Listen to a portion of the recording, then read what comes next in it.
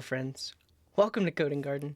Welcome to a show where we're going to be working on Fresh Spots, which is an app that will allow users to create and share lists of places to visit. So, welcome in, everyone. I am standing today, which is the opposite of sitting, which I have been doing for the past few streams. Yeah, Zero X Gamer asked what my IRL channel is. That one is this one. So I've been streaming IRL over on this show. There's honestly there's a lot of segmentation between my content because these are IRL streams I'm doing over here. I've got my probably happening musical project that happens over there, and then the code happens here. Eventually, it might all be on one channel, but I'm just trying it on different channels for now. Welcome in, everybody. Glad to have you. We got new camera angles. So I moved this camera a little bit, and then there's this camera, which is down there as well. And for now, I will disable the blur so you can see me. Doo-doo. Okay, you're not going to be able to hear me for just a second.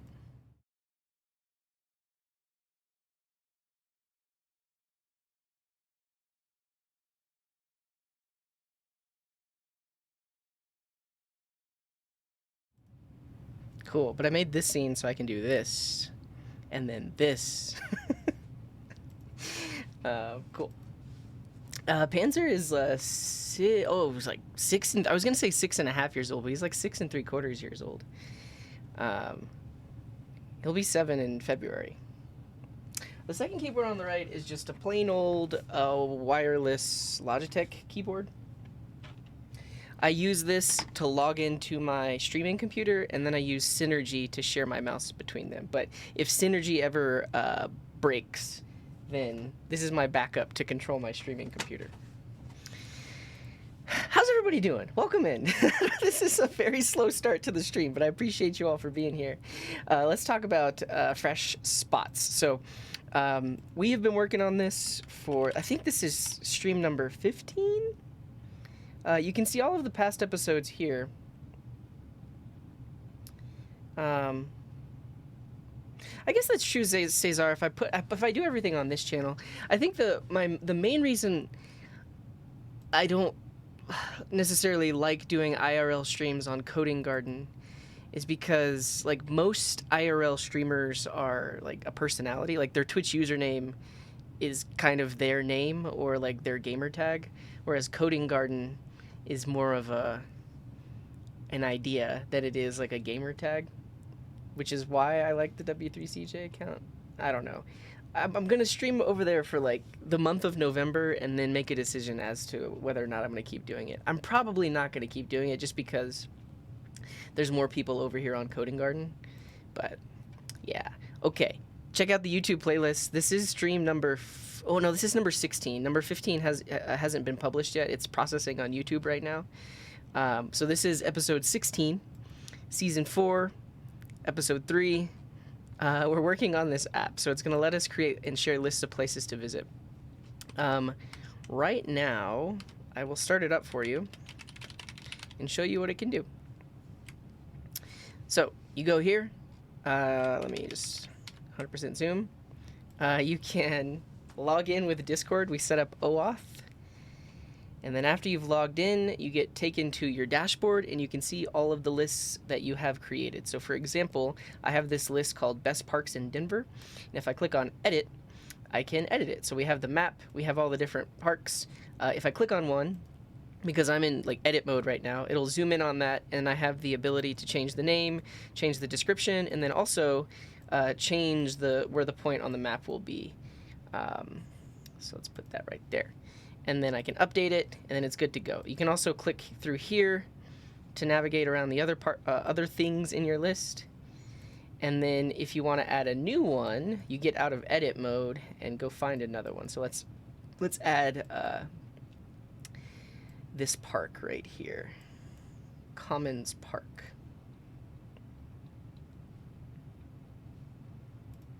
So this is Commons Park. a cool park with a great view of downtown. Add the spot. Nice. You can also edit the title of the list and the description of the list, and you can set whether or not this list is published. So ideally, if you're just working on the list, you can set it as draft so that you can add all of your spots, get everything as you want it to. And then when you're ready, you make it published so that if you share the link with somebody, they can view the list. But we cannot share the link yet. That's what we're going to work on today. So right now, users can log in. They can create their own lists.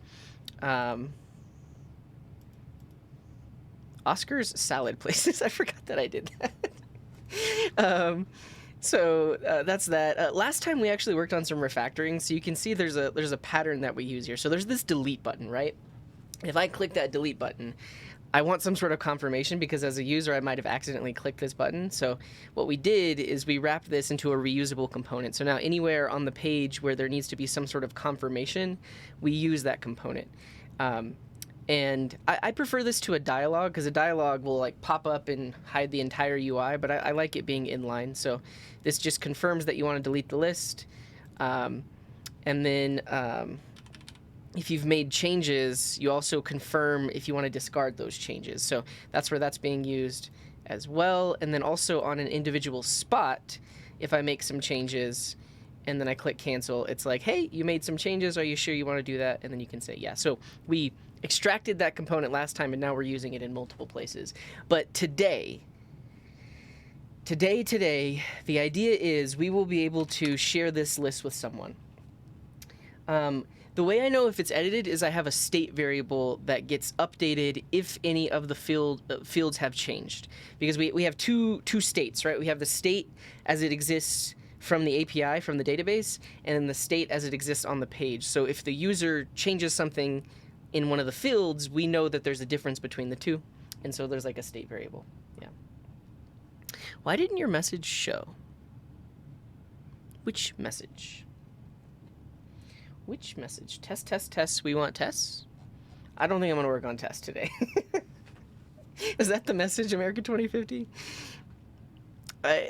Tests are great, but as the CEO and CTO and founder and developer and marketer of FreshSpots, I believe our priorities are in getting it so that we can share these lists with other people.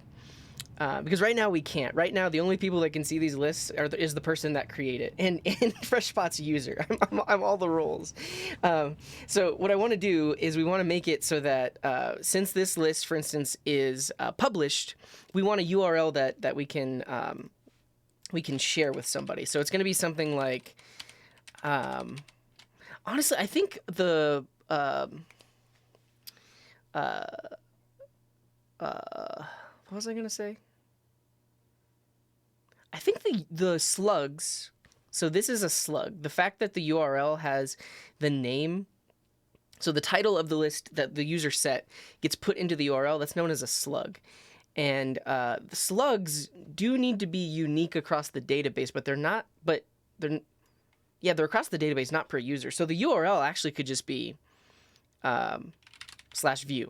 This is literally, obviously we'll have a deployed website, but this would be the URL that you give to somebody, and then when they go there, they would be able to see this. And then the other thing we need to work on is like a view-only version of this page, because right now this is very much centered on editing, because you have all these buttons, and when you click, it shows the form and stuff like that. So we need a version of this web page that is basically read-only. It allows you to click around, but it doesn't like open up the edit boxes and stuff like that. Cool. And welcome in, Manuscode. Glad to have you. So that's the plan for today. We're going to make this work. We're going to make the view URL work. And we do have a Trello board, so if you look at all the info for the stuffs, this board has what we're working on. I think I'll use the same layout, yeah. I think we'll give the user the ability to hide and show the sidebar. And then when you click on one, the sidebar will show with information about that spot. We also could potentially work on, instead of having a sidebar at all, we only have little pop-ups next to the icons. Well, we'll see. We actually do have to decide how we're going to do that.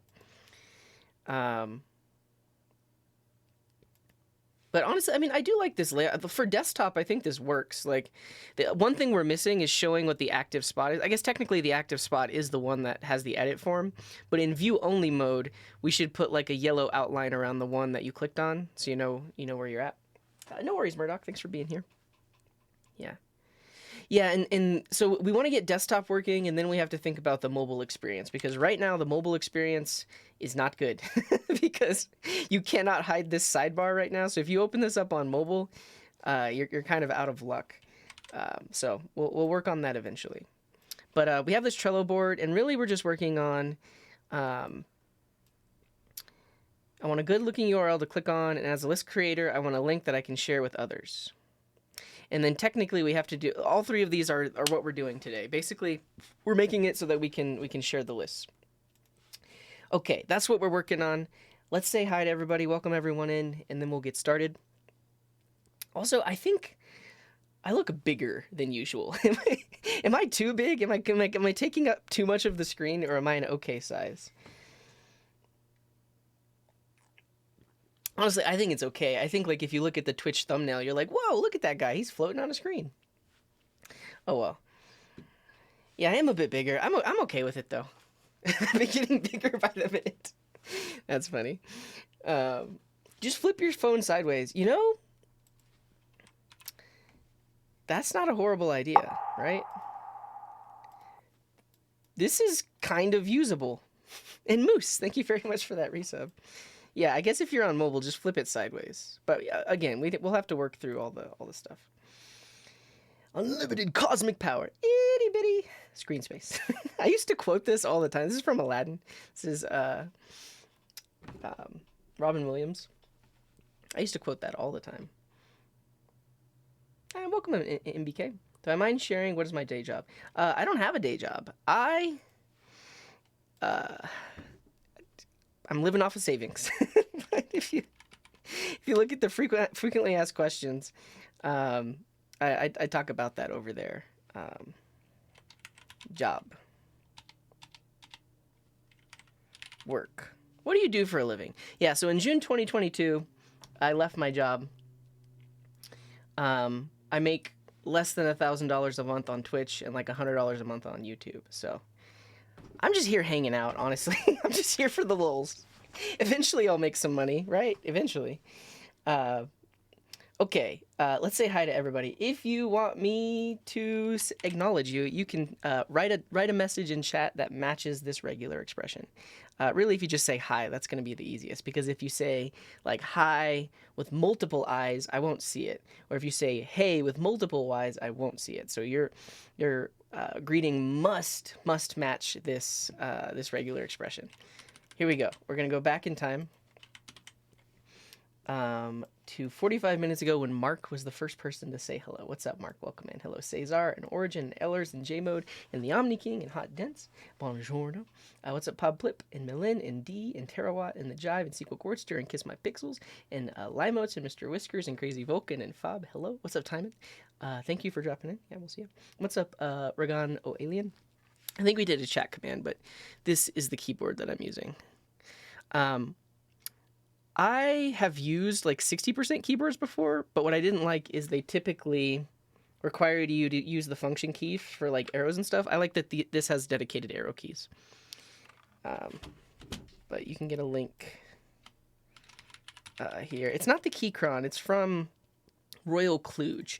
I mean, it's pretty so you can see it's wireless. I'm using Bluetooth, but it also actually has it's a 3-in-1. It's got Bluetooth, which I'm using right now. It also has 2.4 gigahertz if you want to use that, and then it also has USB.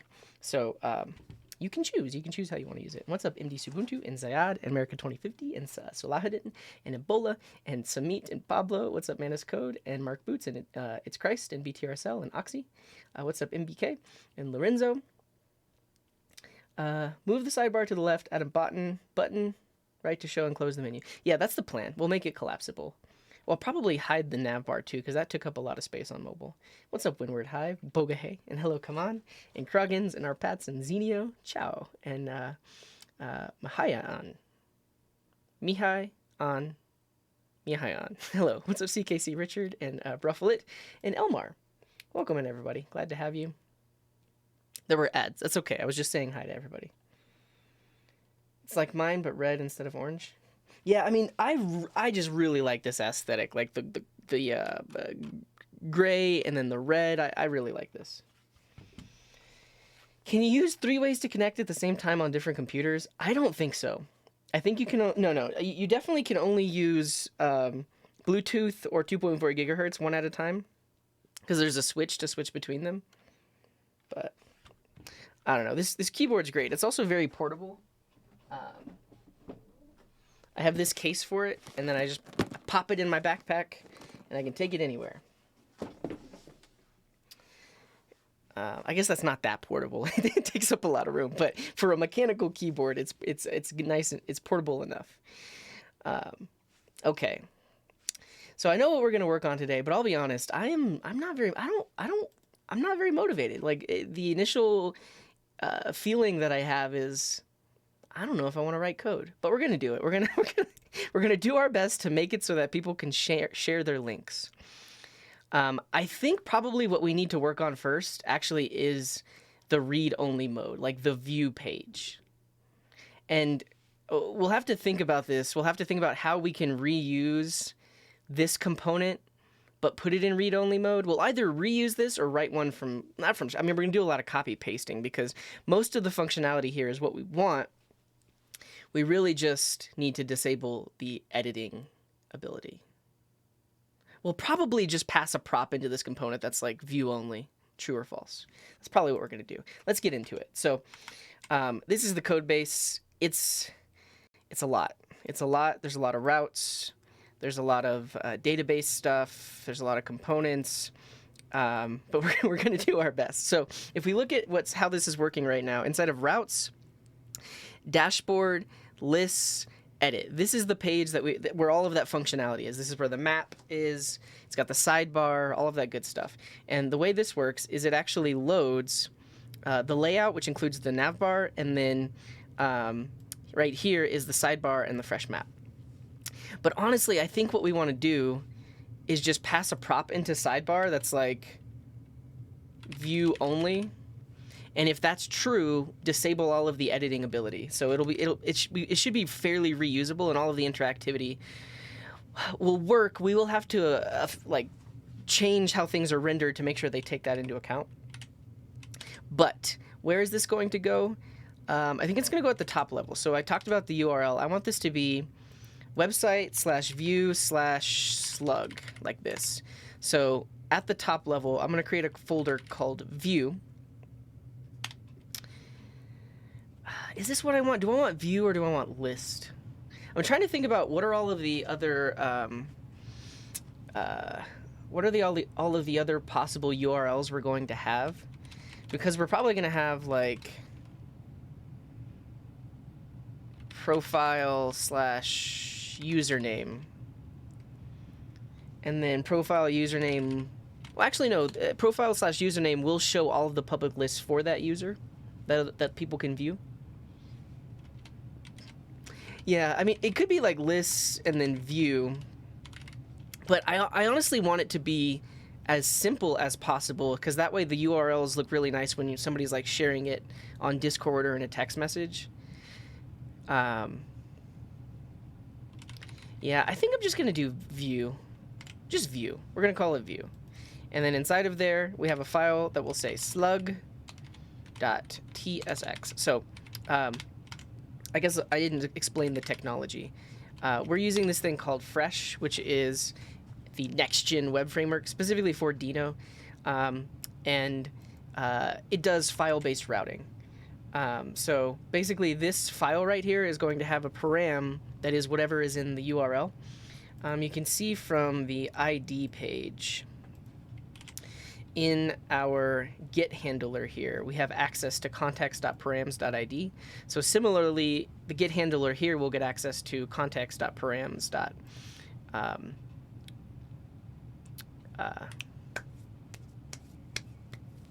slug. Context.params.slug.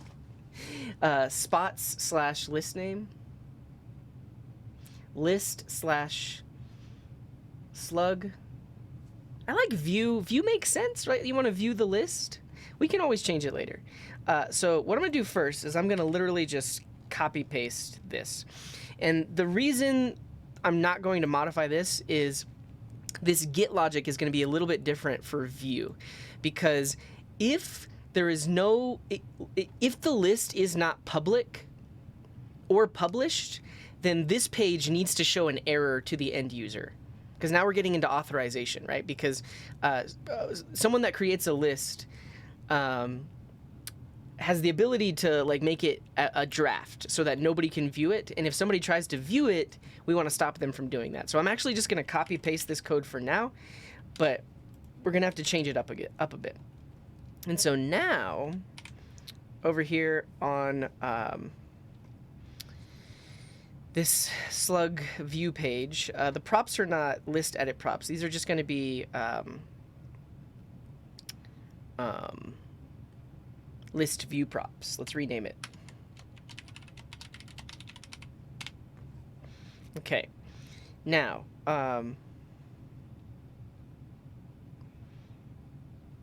if the user is logged in, the that will be the same. There will still be a user object, but right here is where we need to handle like the potentially like an unauthorized redirect. And context.params.slug is going to be the thing. Like this. So find one list with that given slug. And the issue is, I actually don't want to pass the user ID in because I want to make sure that this is, I want to make sure that this list is public and doesn't necessarily need the user ID. So let's figure out how did I write this function? So it takes in the user ID. If the user ID was passed in, then it says where that user ID is equal to the given user ID. Look at this, past CJ knew what he was doing. If the user ID is not passed in, then find it where published is equal to true, meaning it is visible. That's what we want, because if published is false, then the user shouldn't be able to see it. So this function already does what we need. And then if the list wasn't found, we'll just go to the not found page. That's fine. That's fine. And I think that, like, certain websites will handle like unauthorized redirects in certain ways. So, for example, GitHub actually shows a 404 if you're not logged in. So I don't know how I can show an example of that. Like, do I have any? I guess I can show this. So Coding Garden MGMT is the repo we use for the mods to manage the Coding Garden, and we have this wiki which where we've written out all of the guidelines for mods and stuff like that. But it's a private repo. It's a private repo. So because I'm logged in right now, I can see this. It's not leaked. There's not. It's nothing private in here. But it is a private. I guess. Let me get that right. The repo is private. I wouldn't mind if people saw it, but I do like to keep it somewhat internal. All I wanted to show you is that if you're not logged in and you try to go here, GitHub just shows you a 404. And technically, it's not a 404 because it exists. It actually is kind of like an unauthorized error, but I guess the way GitHub is handling it is for this user, it is not found. They don't even want to let you know that it exists. And that's how we're going to handle not being able to access the list here, because if it's not published, then it'll send back a 404. That's the idea here. And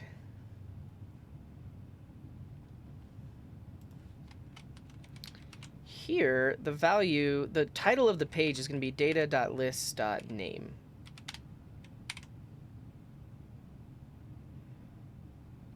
Data.list is not possibly undefined. Like, data.list has to be defined.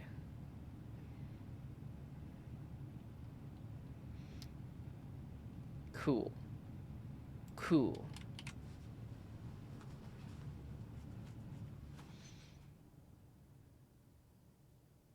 Oh, well, the slug gets created when you create. So the slug still technically exists.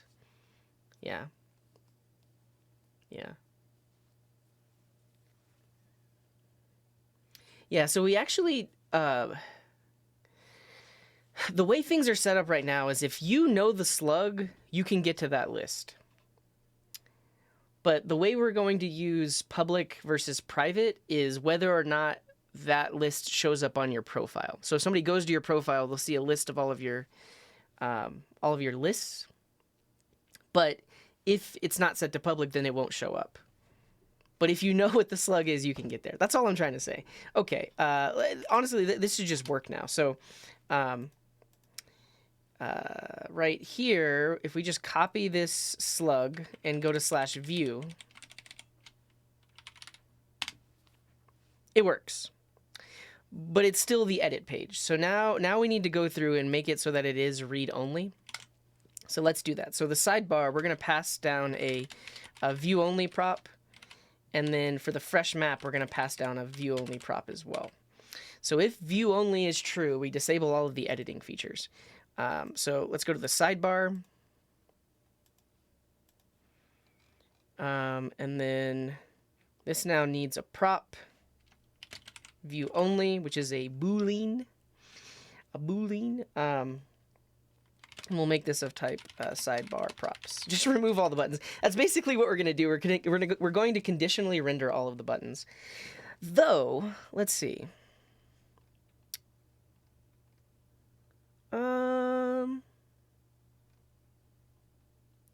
You know what? Okay, so here's my thought, right? If we pass in this view only prop, this view gets really ugly because there's a lot more conditional rendering.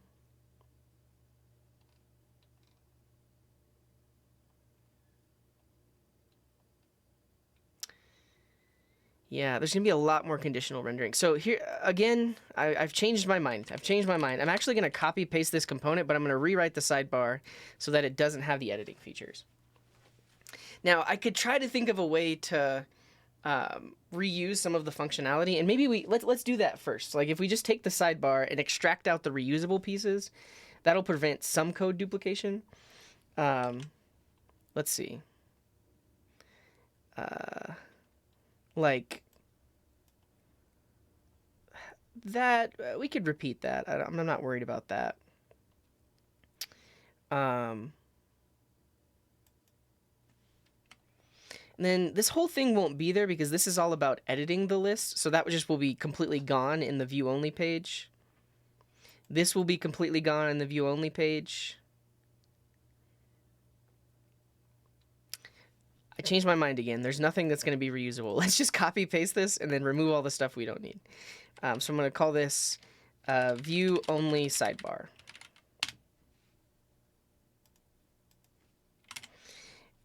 So there is no delete function. There is no editing state. All of that goes away.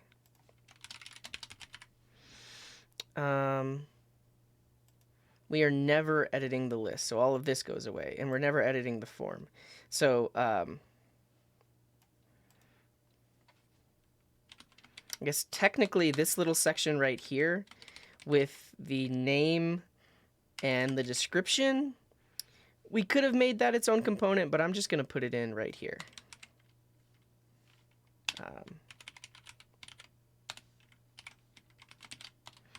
There's no editing for the spot form. And right now we're using this signal called editing list. I'm going to leave that for now, but it would be good to create a new signal. It would be good to create a new signal called like viewing list. But yeah, I kind of agree with that, Fob. Like I think like when you're working with component libraries, you can get to a point where you're just extracting out so many components. Like you could argue that this should be a component with 2 props or a component with like a list prop. But this is just so simple. I don't want to extract that into a component. Okay. This is going to change a little bit.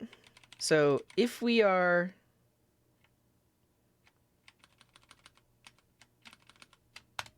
If there are no spots, we should say there are no spots yet. Great. Now, when you click, there's no need to set that spot to being the editing one. It just needs to fly to it.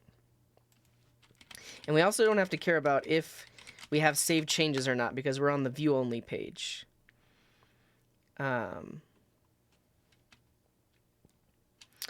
And then the only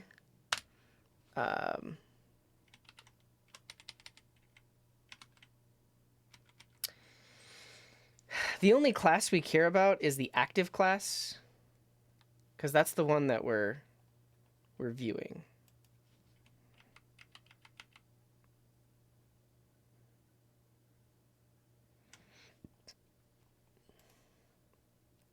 Why is this complaining? Never?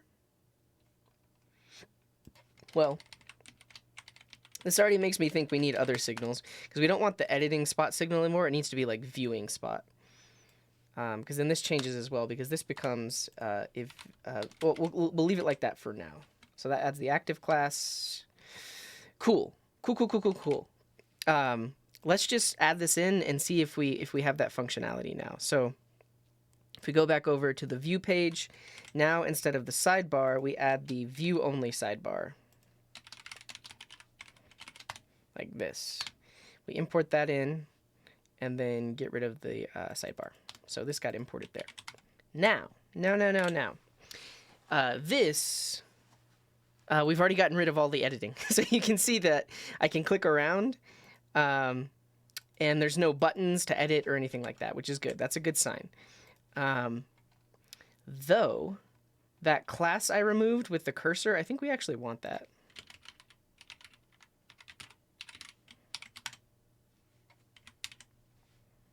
Yeah, so like this. So the user knows that they can click on it. And then the other thing is, if the spot is if that is the one that they clicked on, we actually want to make this, we want to highlight the one that they've selected, because right now there's no indication of what they selected. So let's figure out how to do that. I think I basically just want to add an outline on the card, and I am using a boot swatch or bootstrap for this. But we can look at boot swatch, which is themed bootstrap. Yeah,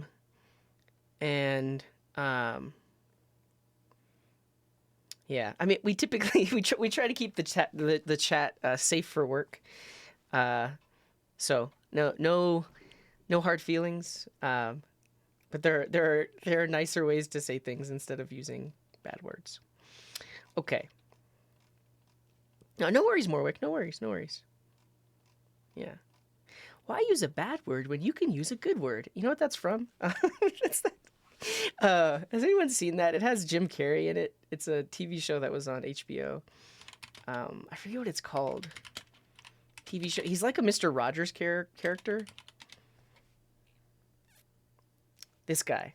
Kidding. Yeah, Kidding was great. If you haven't seen it, I highly suggest it. Because it's like a Mr. Rogers type character. Oh yeah, and see that, I mean, that's also like an oxymoron, because typically Jim Carrey is not safe for work, but the character that he plays here is extremely wholesome, and that's one of the things he says is, why use a bad word when you can use a good word, or something like that. Yeah, no, I mean, you could argue on whether or not the A word is a bad word. I think, I guess like technically they can say it on TV. I don't know. This is what I want.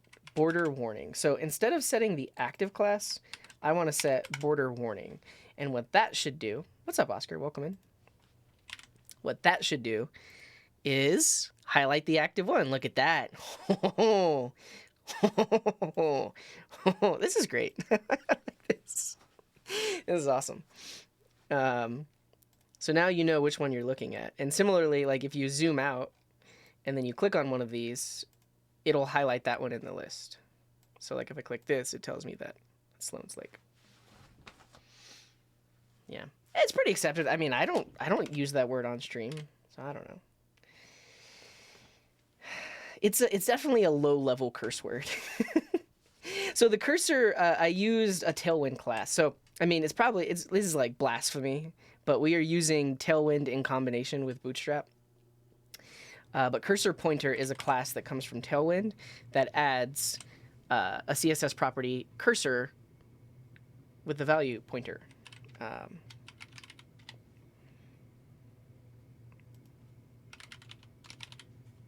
Setting the cursor style. Yeah. So if you're new to Tailwind, basically that one class literally just set that one property on that element. That's all it did. Oh, from green to yellow? That's our underlying logic of how we're rendering them on the map. So that's the other thing, is we could potentially create a view-only map as well, because right now this is technically like the editing map. But I'll show that example in a second. Can I try green? I guess I could, but I do like that the yellow kind of like matches. I like yellow. I like yellow because all of the spots are green to begin with, but then yellow clearly indicates that that's the one that you're looking at.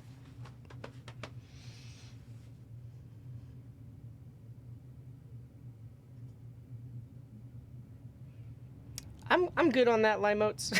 We're trying to get stuff done today. I think one thing I want to do is whichever one you click on, I kind of want to move that one to the top of the list and then hide it in the list down here. That will create like a UI jump, right? So my thought here is if I click this, then this card should jump to the top. The issue with that is now the UI shifts. So like wherever the user clicks, the UI would then shift back up. So that might not be a good user experience. But I guess this is what I'm thinking about. Like if you have like a really long list and then you click it like this, you're gonna have to scroll to see it. Or like if you click from the map like this, we need to add automatically scrolling that thing into view.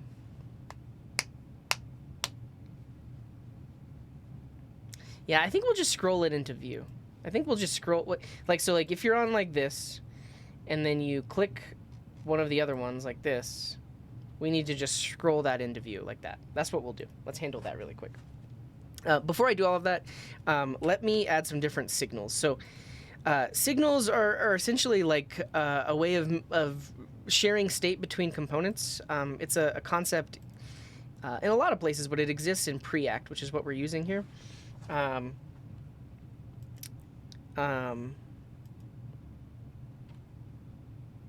But as you can see, we have editing spot, editing list. And what I want is like a view-only version of that, because we're not technically editing them.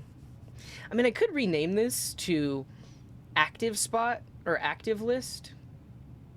Then it's reusable. Yeah. Are you just here to troll, Limotes? Sometimes I wake up in the middle of the night shivering, thinking about how Fresh Spots combines Bootstrap and Tailwind. Yeah. I honestly just want to rename this.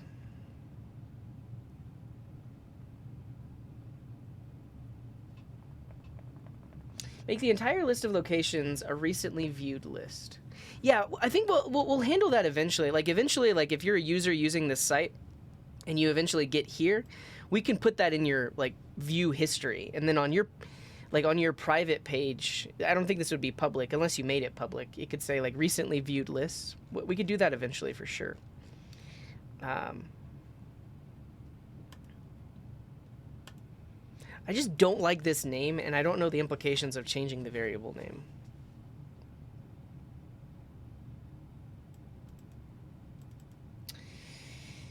Let's try renaming it. Let's see if this is going to rename this everywhere. I'm going to call this active spot. Current spot? Wait. What, just I hit enter and then it didn't do anything?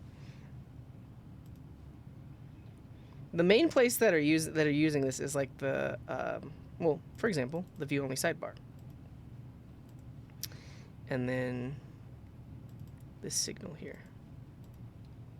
So this is still editing spot. Maybe it doesn't want to let me rename this because it's like it's used in way too many places. Yeah. VS Code is not going to let me rename this variable. Okay. I'm just going to create a new one. Viewing spot. That's all it is. And then now over here, we need to pull in viewing spot. And then now all of this becomes viewing spot. Yeah. But the issue now is we need to update the maps or create a view only map that uses that variable instead. Similarly, I'm going to create a viewing list.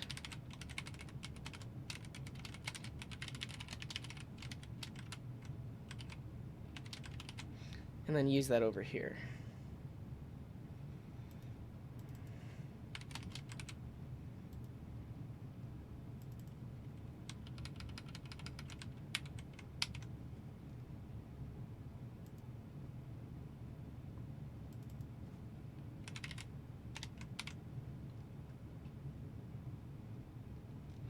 Cool. Can I get rid of this TypeScript error?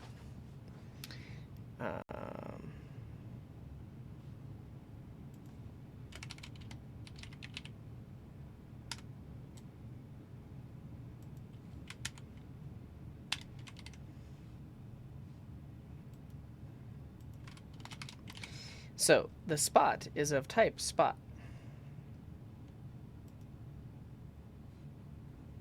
We'll get there.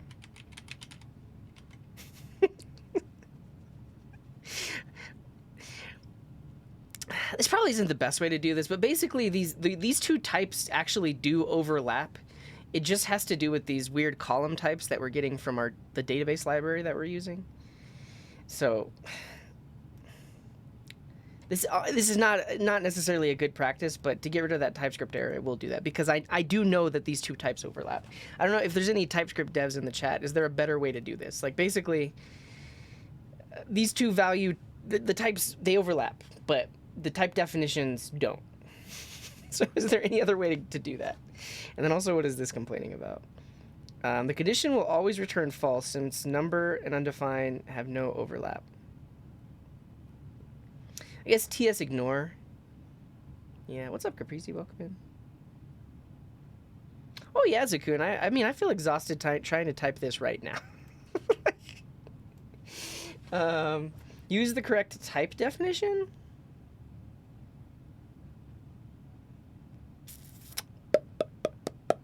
This has to do with DTOs, like data transfer objects. I don't think exclamation mark will work in this case because in this case ID is number or undefined, and this ID is column type number never never. And this is the issue that we're running into. The type is the same type used to define the database table and used for querying. When technically when we're dealing with it right here, it actually is a number. It's not a column never never value. So I mean, again, I mean, maybe I kind of want to do this.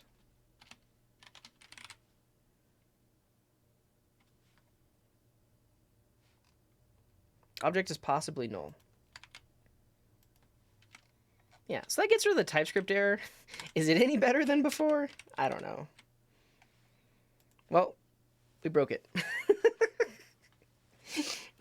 We broke it.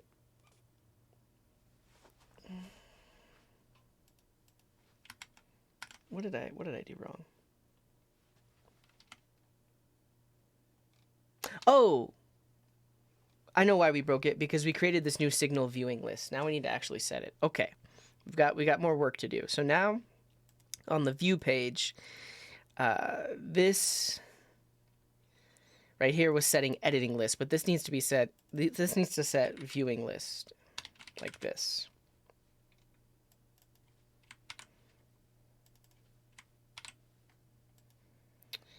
Um,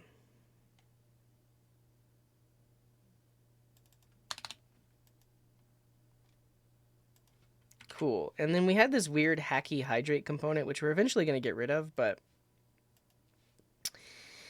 um,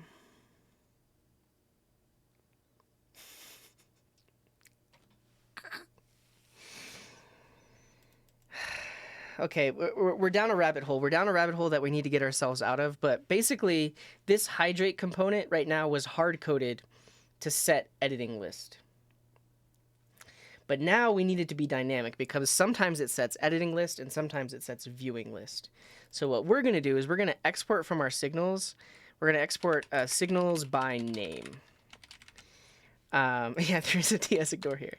And then we're going to say signal is signals by name get, and then we're going to pass a prop in that is the name. Signal. And then if that exists,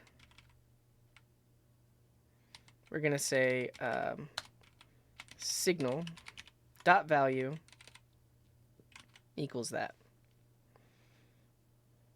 And then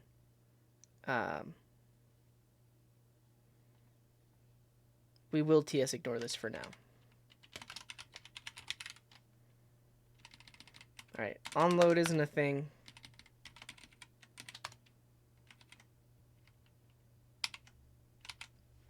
Cool.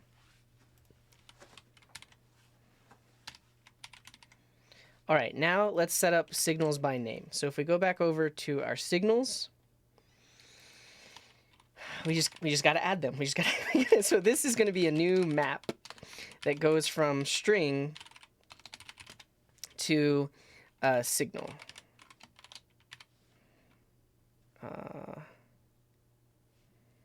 How do I get the type? Can I import them separately? Can I say like type like that?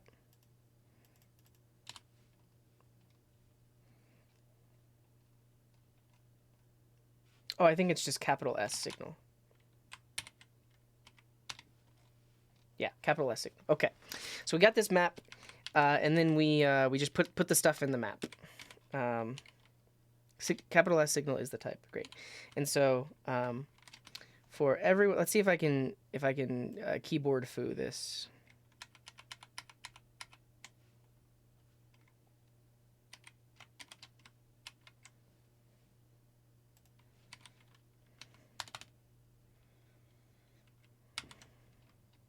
Well, I almost got there. Let's try again.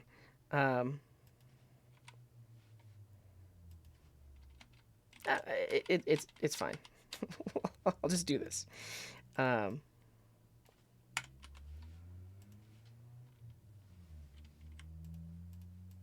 had it. I was almost there, but it's easy enough. So this needs to be an array, and then the first value is the string name, and then the second value is the thing itself. Well, I messed up. It's the thing itself, like that. Okay. So now we have the ability to get one of our signals by its name using this map. One of the issues of this is every time we create a new signal, we need to manually add it here. There's probably a better way to do it. But what that now allows us to do is over here, we can get it dynamically based on its name. So on this page, the name is now viewing list. And so it should automatically set it.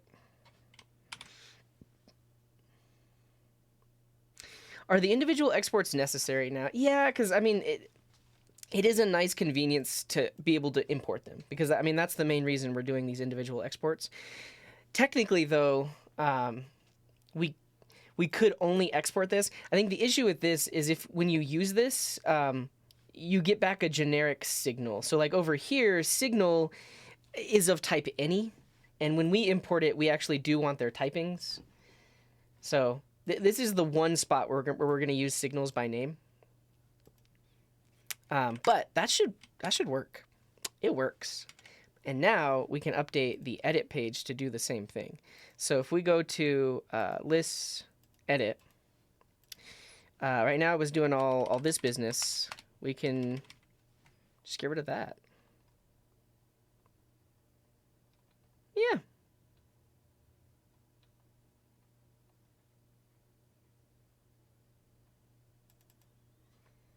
Wait.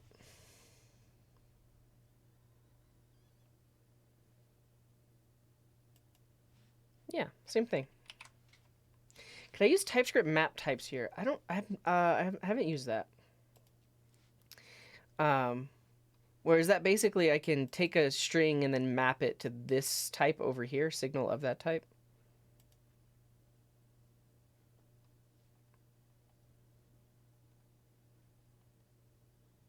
Yeah, I haven't used that before. Welcome in, Shark Turnup, and thank you for dropping in. We'll see you. Okay, but what that means is the edit page should continue just working just like it was. Yeah, so this continues to work. I can save it. Title gets updated. Cool. On this page, let's add a view button that just goes to the view page instead of the edit page. So on the dashboard, right now we have a button that says edit. I'm going to add another button that says view.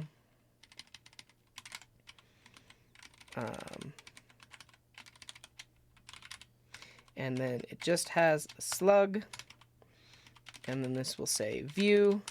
And this will be button warning. Nice. So now I can click this. It takes me to the view only page. Again, we need to make a view only map. That's the next step. And then also, I guess, can I just do this? Yeah, look at that. Separate those buttons a little bit. Okay.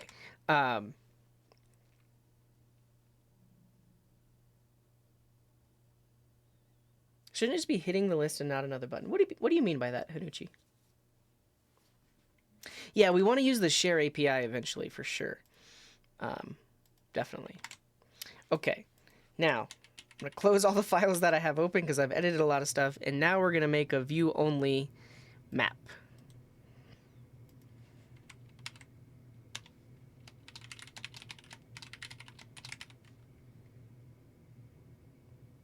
Oh, you mean just clicking on the list?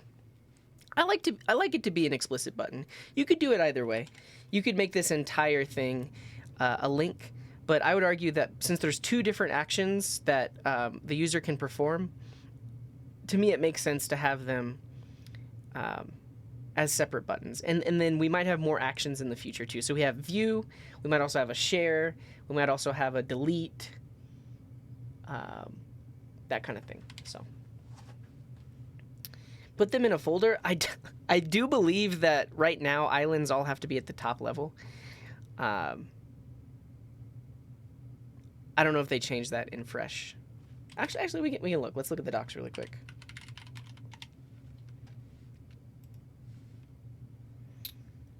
Interactive islands.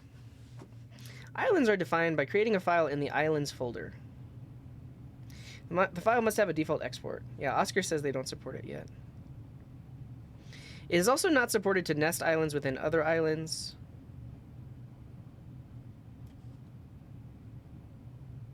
It's not possible to pass complex objects like date, custom classes, or functions. Yeah.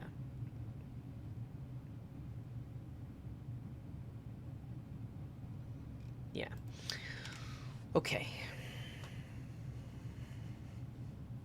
Yeah, and I guess that's the other thing is, technically we could make, instead of having to go into this page to be able to edit the title and the description, we actually could make it so that you could edit the title and description on this page too. So there's a lot more we could add. All right, now we have the view only fresh map. Let's get rid of all the stuff that is for editing. So everywhere we have editing list, we want to replace with viewing list.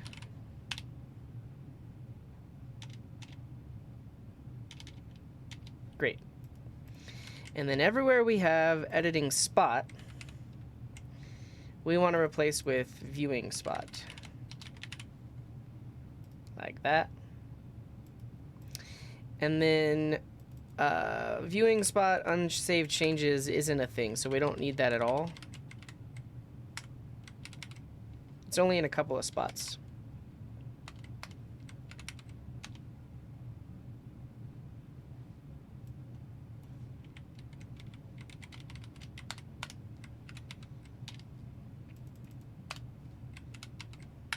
Cool.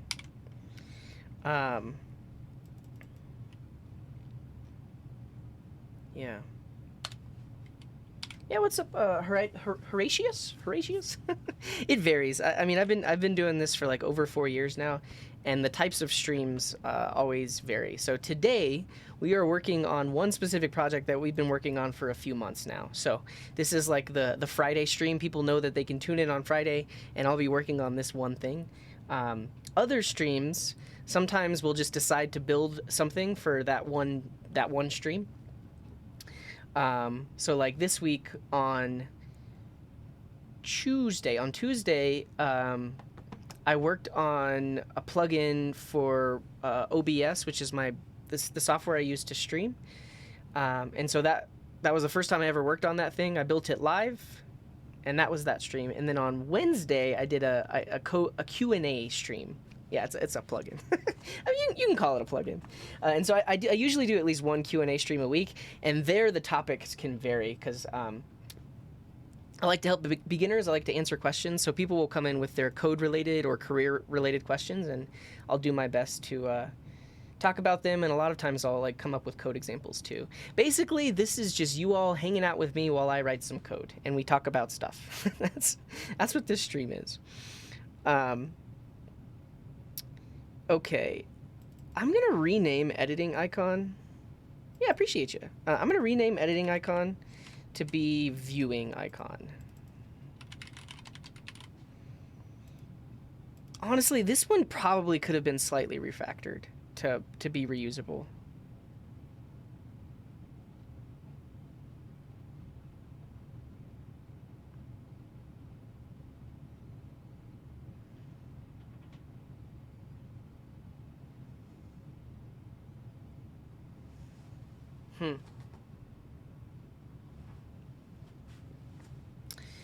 This looks like a bug to me, though. Let me see what this does. So we're going to go back over to here, and now we're going to bring in the view-only fresh map instead.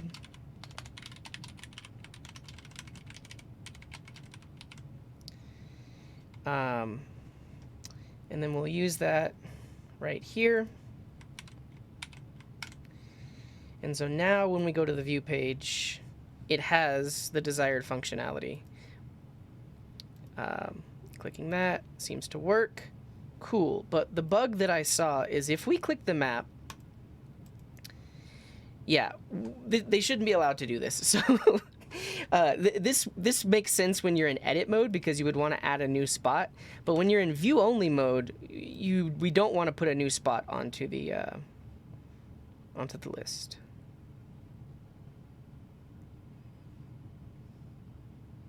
Fly to event.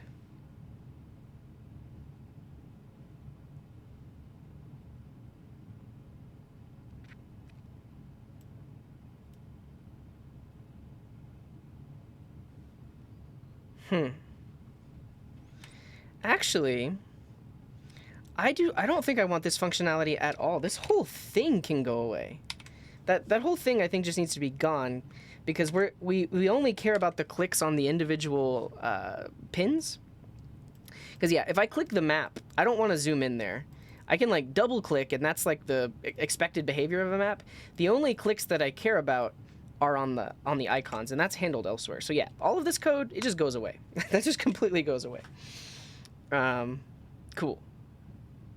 Oh, you can still pan. Yeah, so all of the map interactivity still works. And then if you want to zoom like this, you can use the scroll wheel. I don't want people clicking and then it just immediately zooming in there. I don't think that's a good behavior. Okay. Let's also get rid of some more code. Let's make sure everything we're doing makes sense for view only. Set the bounds when the map loads. That makes sense. If we're in the browser, load the thing. And this is that issue we had earlier where the spot is of not the right type.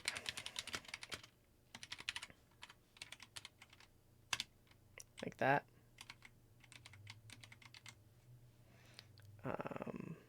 That gets imported from there. We don't need the effect anymore. Why is E complaining? It implicitly has the any type. What is the correct type?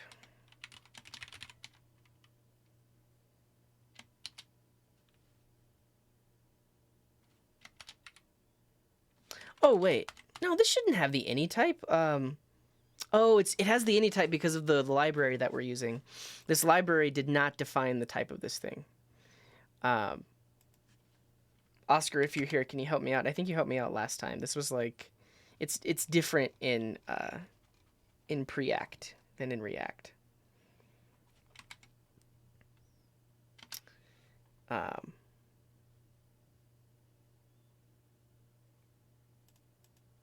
But yeah, this is the same thing. Like that. That'll fix that type error. Cool. Cool. But what is this event type? I don't know. Let's go look at the Preact docs. Yeah. Yeah, Preact has been around for a long time. But yeah, if you haven't heard of it, it may seem like, my goodness, there's another one. But if you know React, you already know Preact. For a long time, people were choosing Preact instead of React because if you remember the whole like license debacle with React, and then eventually they finally I believe they put the MIT license on React. I drink. What do you mean? Like, did you Redream a hydrate? There was I had a stretch of about 2 years where I did not drink any alcohol, but I drink now. Is it literally just mouse event?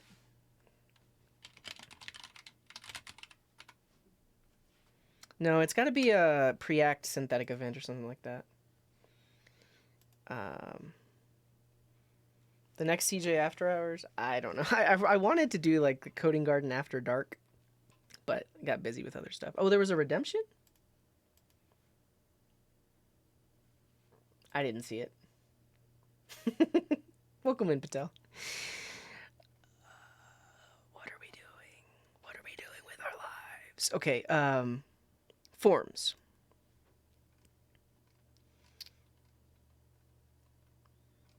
Can you give me the TypeScript? Man, okay. So the issue is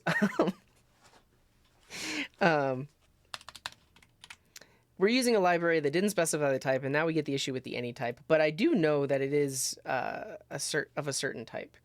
I think were we like handling it over here when we had like the form submit event? Yeah, this does like event any. JSX internal. It's something like that. Oh, good. Yeah, good call. Okay, that's exactly what I need to do. Is just like a regular plain old element, like this, and then it should tell me what the type here is going to be. You are right. You are true. Okay. JSX internal dot targeted mouse event.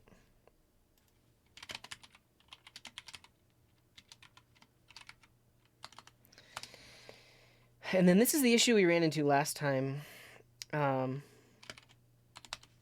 where we need to make sure that we import it from the right spot.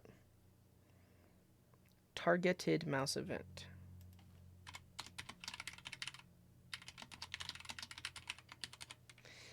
And I'm just gonna assume that this is a div. We're just gonna put. Oh, actually, I guess we can do HTML element like that. That should be fine. Cool. However, original event does not exist.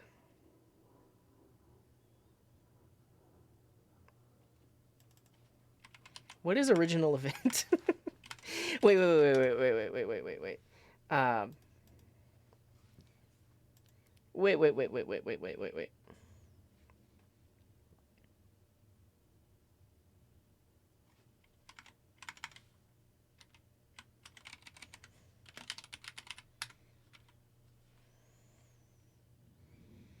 Requires one type argument?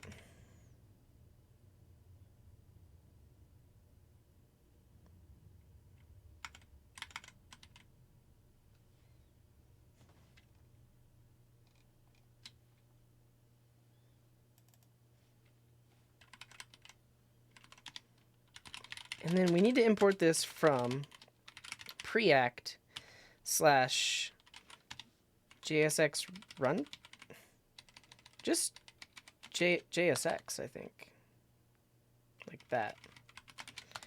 Though we this is going to be our issue right here. It's just figuring this out because the way we have that defined is in our import map.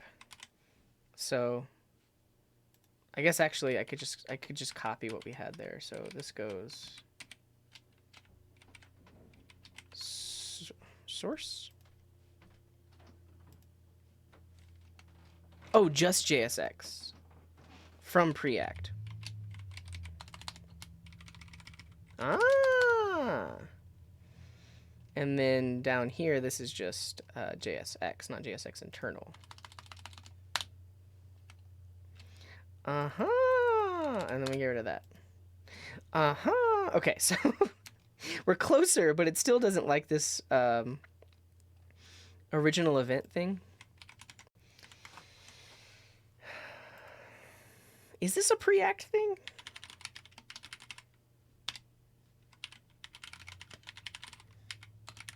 I think that's what I was about to look up. It's possible that this isn't even what I was thinking of. This is actually just that library. It's the preact leaflet TypeScript library. Let's see. Let's see how they define that marker component. It's possible. Yeah, Alex. Let's see really quick. So this specifically is marker, but then this is the create layer component.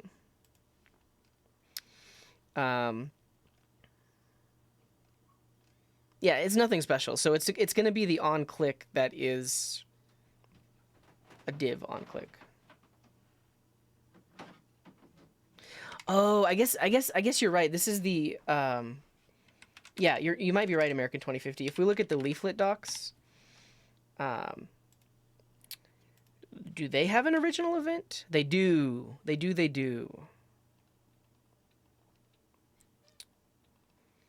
So. Okay, yeah, so this isn't preact at all. Never mind. Never mind. This isn't preact. This is an event that actually came from leaflet.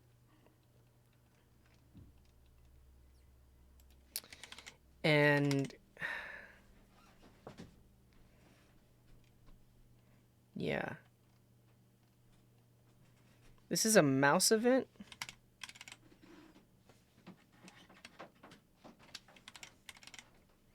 Do we even have the types for this? Maybe we do.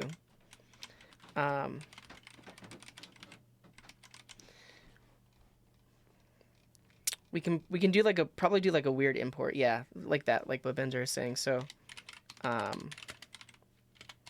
this is L dot leaflet mouse event.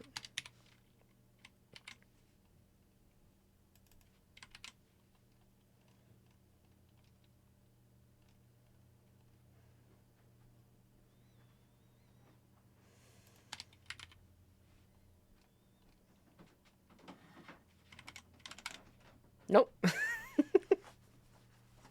I don't know if I got the right type. Mouse event handler function. Well, that's the definition of the whole thing. It takes in a leaflet mouse event.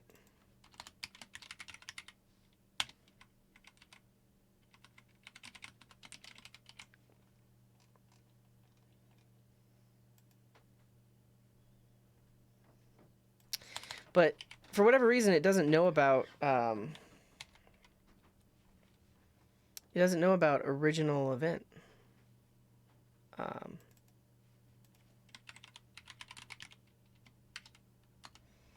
was it? Original, yeah, original event.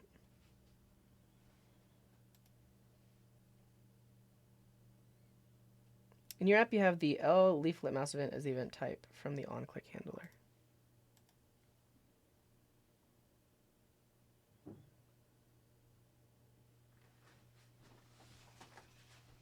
I mean, we could say that original. I think we can do this. We can say that original event is of type mouse event like this.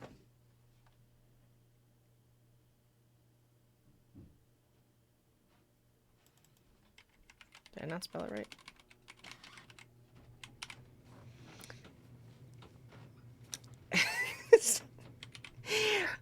I don't know why I had to do that. I don't know why this... I guess the type, it just isn't defined with that original event property, but oh well. I shouldn't be overriding an existing one. Oh, maybe I am.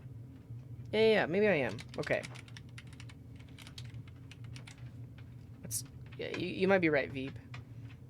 Let's just do this and see if this works.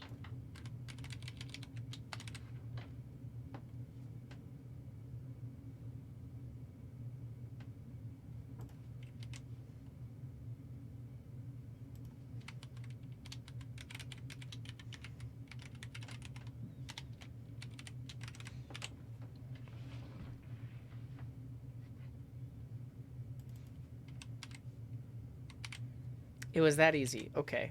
I guess I don't know why I decided to extract all of these types into variables. Did I have a good reason for this? Oh! I see. I see. I was actually creating variables of this type, not extracting the type. I'm just sad that I spent so long on that, but we got it working. It's doing the thing that I wanted to. Great. We're here. We click it. It still works. Great. Is there any chance to avoid the question mark operator? Yeah, if you don't use ternaries. But it's tricky in React to not use a ternary. You can use, I don't know what it's called, but you have expression and then like double ampersand or and then actually double ampersand. So expression, double ampersand, and then the thing that you want to do. Yeah. Yeah. You also could create a higher level component, higher order component. I did this as like an experiment a while back. I created these React Garden tools. So I created a state component where you could just pass in your initial value of the state. And then you could pass in methods. And then you could pass in a render function that gets access to that state. And then I created a conditional component called if. And you pass in the expression here. And if it's true, it will render this. And then you can also have an else property on it. But if you look at the... Basically, you have to use a ternary somewhere. Or I guess technically, you could have a render function that has if and else statements to determine what to render, but that gets tricky if you have like nested rendering. But if you look at my if component, well, that's more complicated than I thought it was. But it has multiple props. So you have the condition, then will be executed if the condition is true, else will be executed if it's not true. So you can look at those examples over here. All right, does it auto scroll the list? No, that's what we're gonna do next, and I will do that right now. So I think for the most part, we're in a good spot because now we have the view only versus the edit, and the view only is for viewing only. But what we need to handle is if I click this spot over here, we want to scroll it into view on the left hand side. So let us do that. That's going to be in our, I mean, technically we want to do it in both the sidebar and the view only sidebar, but we're going to do it in the view only sidebar for now.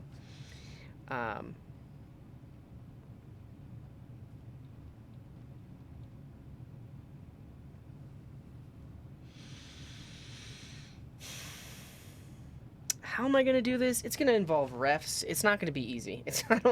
I can't imagine it's gonna be easy, because this little div right here, this little div, this is the one that when you click on the map, we want to scroll this one into view. So we need a ref that corresponds to like the spot ID. So we know that when a specific spot is getting clicked on, it gets scrolled into view.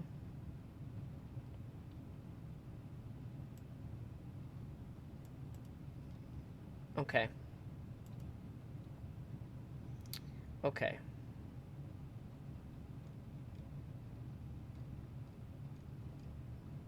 Oh, I was missing chat. Sorry about that, everyone.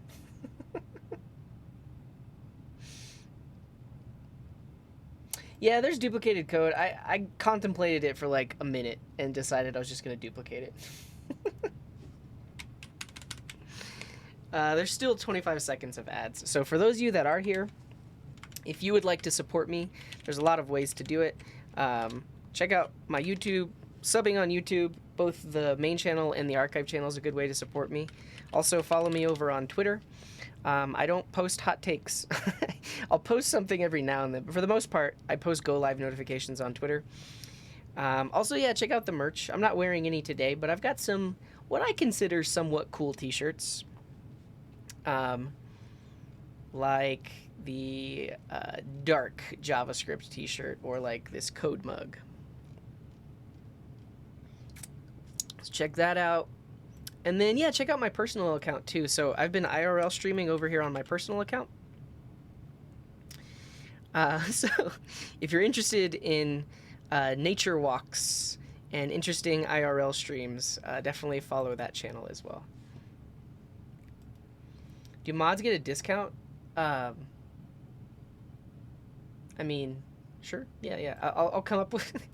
I'll make 100% discount, but that doesn't make it free. That makes it so I don't make any profit, but I'm okay with that. Remind me in the mod channel, and I'll try to make a thing. Okay, ads are over.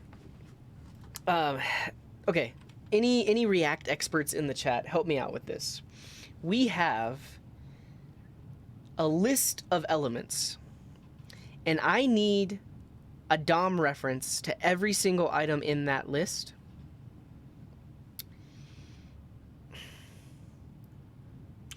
Does ref take a callback? Can I do something like this element and then have some other state variable? Sounds easy. Where I say like elements by id.set spot.id and then element. Is this a possibility?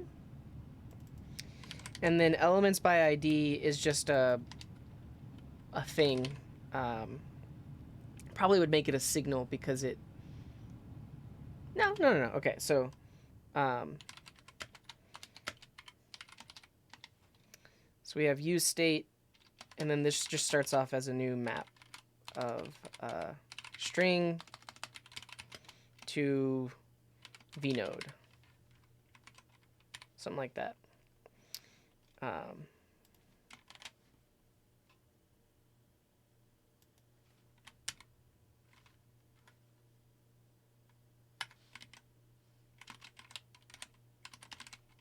My blue screen is coming off? Oh yeah, I'll fix that in a second.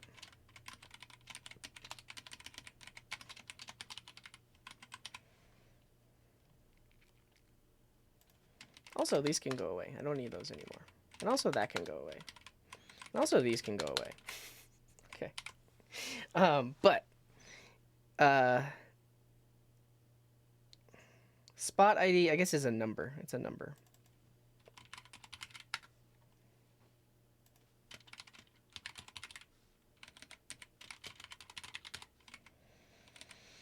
And then element is an HTML div element. Like that.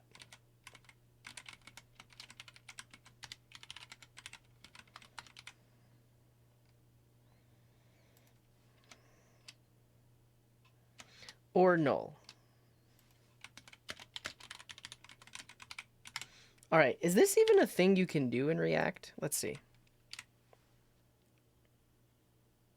Well, I know technically I should, like, instead of just setting it on the map, I should like update a state variable, but I would prefer not to. I prefer to just have this there.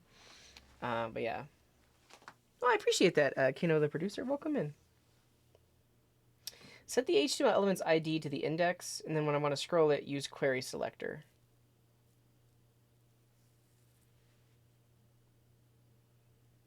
It seems hacky, right? Also, let's fix my blue screen really quick. You're not going to be able to hear me for a slight second.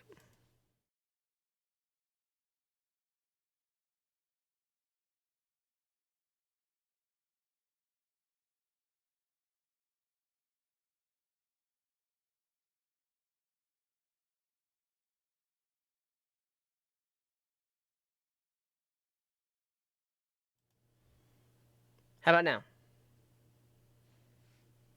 Yeah, I mean that's my thought. American 2050 is query selector, get element by ID. You really want to avoid using that in React. Yeah, I thought my so I have closed captioning on, and I thought that was going to keep running on that scene, but that scene doesn't have the audio device, so it won't keep running. Double assertion? Let's look.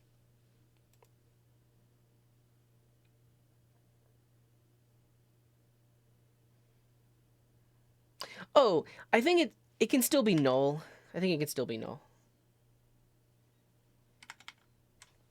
But also, let me just log in here when we're setting it.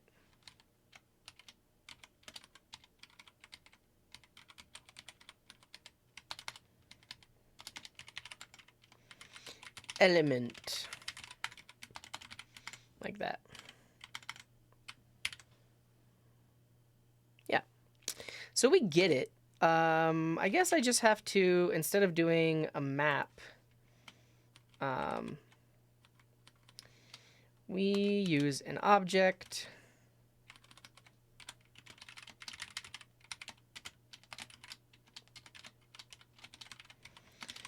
And we say set elements by ID with the current one. And then we pass in an object that has the current one. And the ID property is the element. This just seems like unnecessary re-renders, though. I don't like it, but this is React, so this is what you got to do. Okay. I'll show you in a second what we're about to do. Ultimately, we need a reference to all of these elements, so that way we can scroll them into view.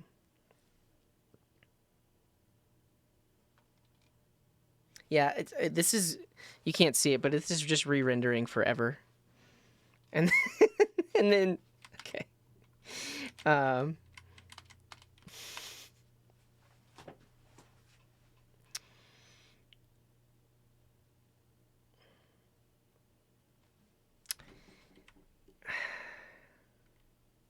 Because it needs to run this setter function for every element in the list. And then that's potentially a re-render because then there's a new element.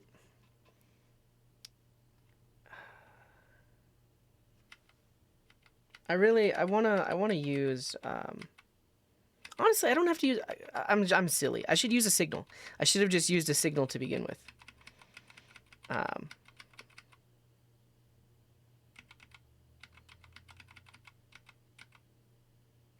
Yeah, this just needs to be a signal.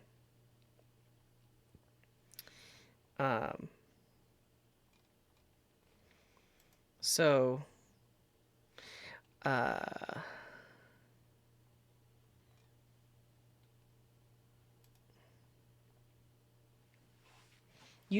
keep my refs inside of a use ref. Oh, good call. But then I would need multiple. I guess that's the other issue, is if I were to do something like element ref and do use ref, I would need one of these for every possible element. So element ref for, 2, 3, etc.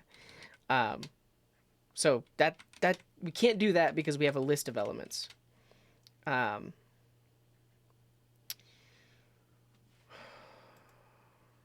Create a state filled with refs. That's what I just tried doing, but then we got a whole bunch of re-renders.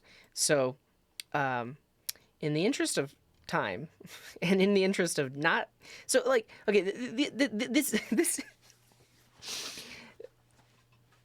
is one of the reasons I don't like React. Is like it's not intuitive to figure out the best way to do this without causing a bunch of re-renders.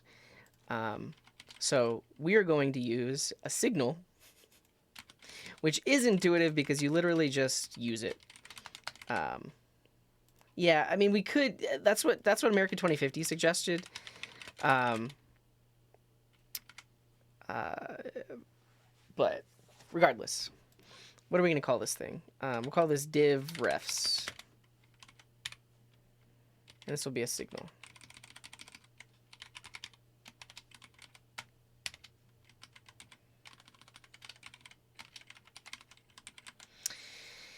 And then I'll import this in. And then we'll use it. Like that. Predictions? I don't know. Maybe. Like, is this gonna work? I mean, I think it will.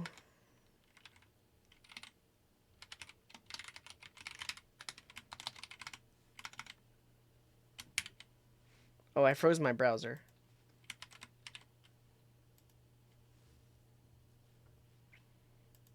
Oh no, spinning wheel of death.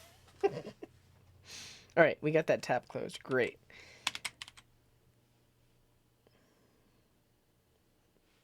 Yeah, nice, nice. This is good. This is good.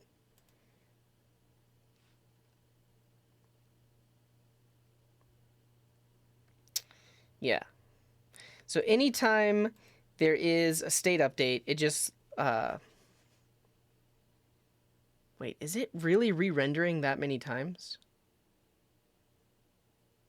Oh no, never mind. I mean, it is because I'm passing in a new function right here, but yeah, this is fine.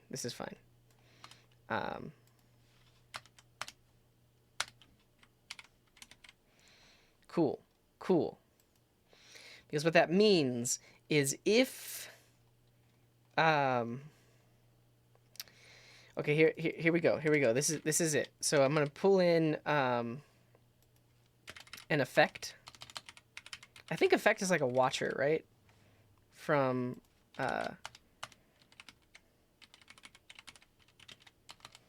Preact?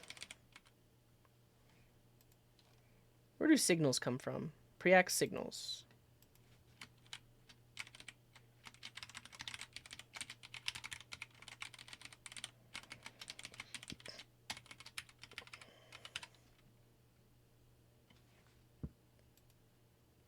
At Preact. Well, that's confusing. Okay, so now I have an effect that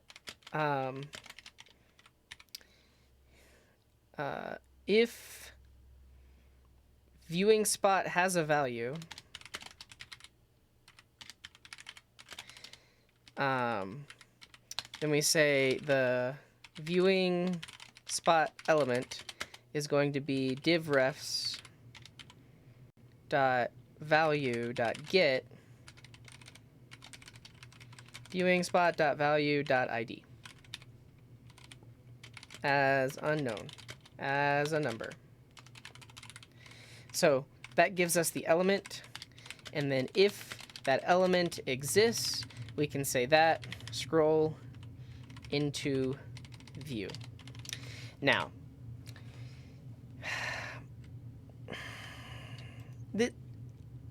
in theory, this should work. In theory,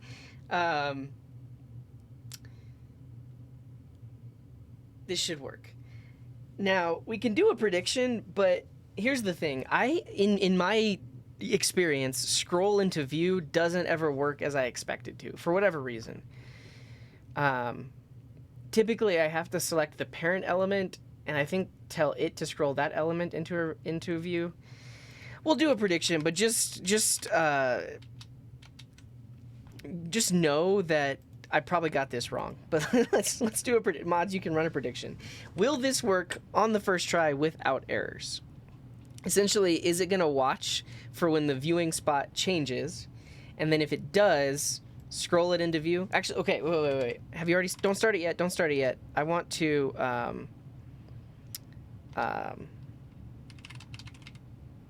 want to put a timeout on here.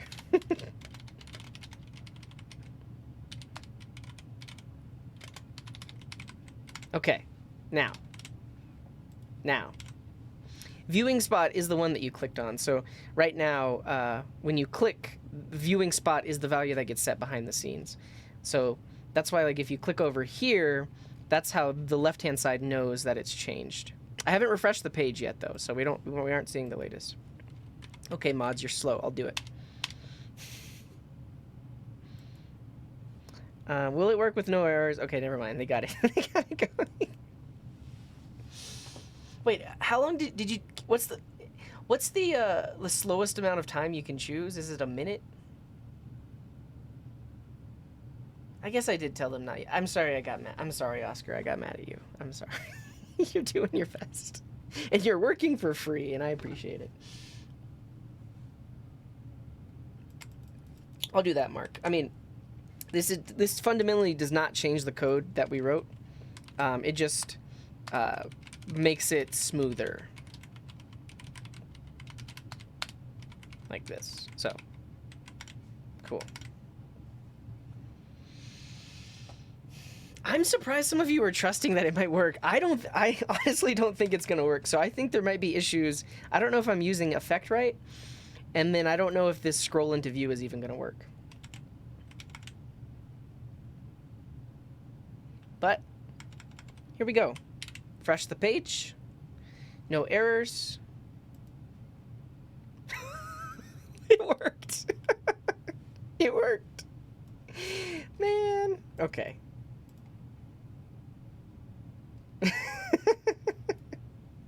There is like there's a slight timeout. Wow. Fascinating. Fascinating.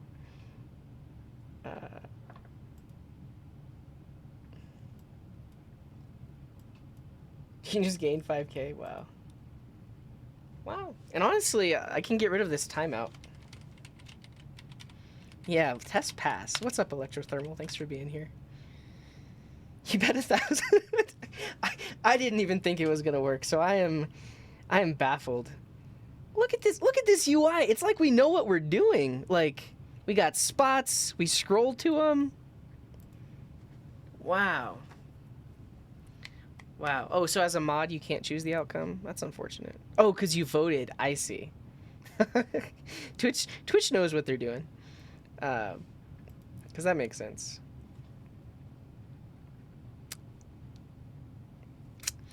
Fascinating. Fascinating. So, if...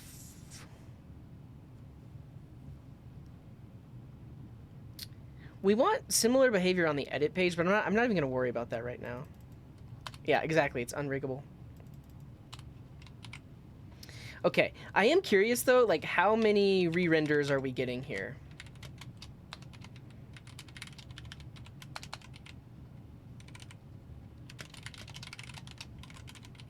I'm curious. Because we got, like, an infinite re-render loop. Not bad. There's only one. There's literally only one. This is the other cool thing is, like, if I click on the left-hand side, it still scrolls as well. It scrolls it into view as well. Wow. Yeah, so only one re-render per click, and that's how it should be. What happens when we have over 100 points? It's still only going to be one re-render. Yeah, it should still only be one per click.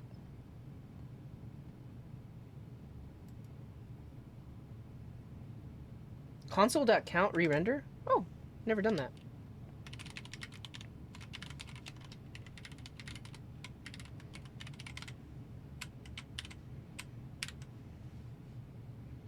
Render 1, render 2, render 3, render 4, render 5. Yeah. No, I agree with that, Oscar. I think we'll add it to the backlog because there are certain people that do prefer reduced motion. The other thing is like this zoom out and zoom in effect that can make some people sick. So we definitely need to. Do we have that anywhere in here? Yeah, we need to add that just for accessibility.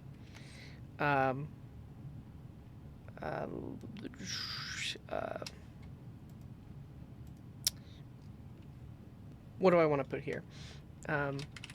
Use disable scroll and zoom animations if the user prefers reduced motion.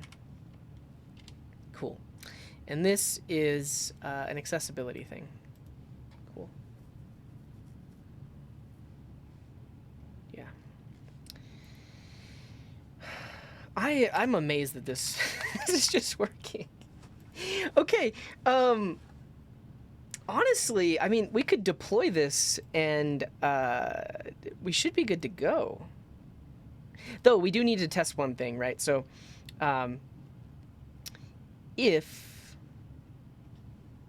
Oh, I know something that'll break it. Check it out. If we go and we make this a draft, now if we click view, it'll say not found. Because it's currently a draft. And you could argue, like, is this what we expected? Is the user that created this list, should they be able to view their list before they've published it? I think so, because you typically want to preview it before you publish it. So how do we handle that?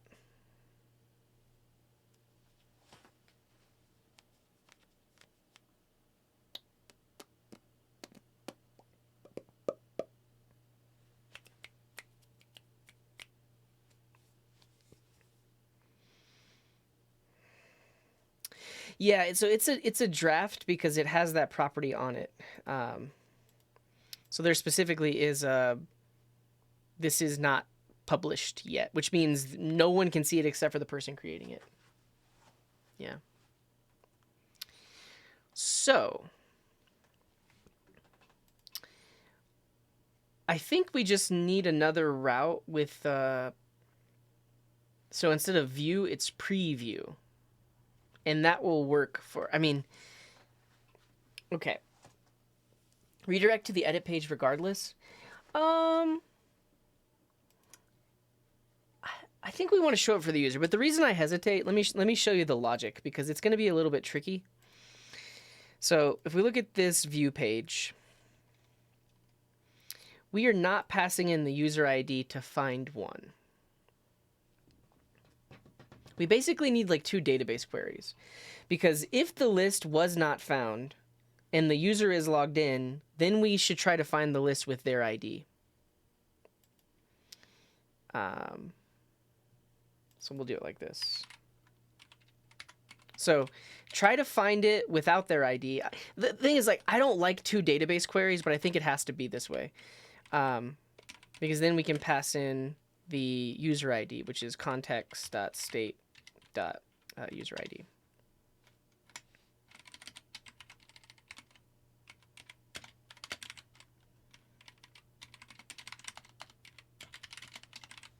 Like this. So it's twofold. Try to find it in the database as a publicly available viewable list. If we didn't find it and the user is logged in, try to find that list with their user ID. And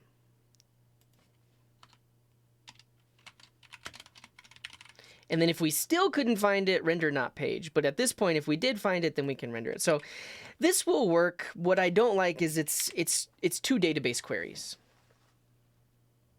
It's 2 database queries. So I'm currently logged in. Well, the view page isn't passing the user down to the nav bar.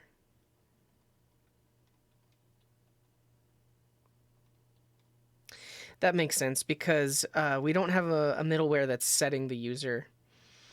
this middleware set user on state, we also need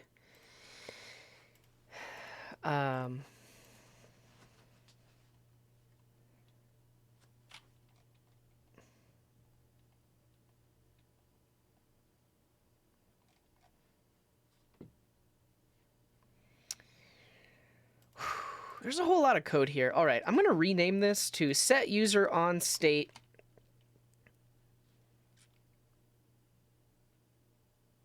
No, I'm going to keep that there, but we want another one that's very similar, but it's set user on state if exists, because if it doesn't exist, then it won't put it on there.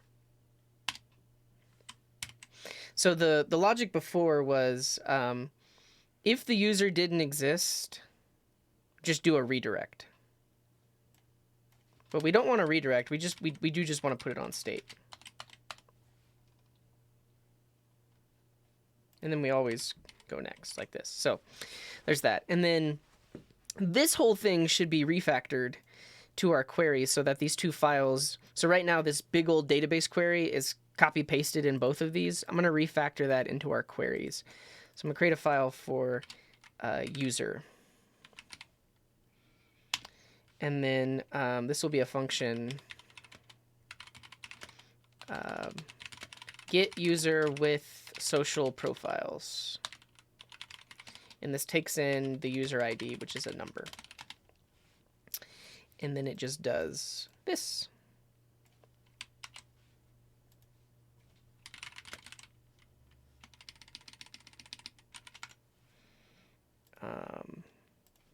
Pull these out over here.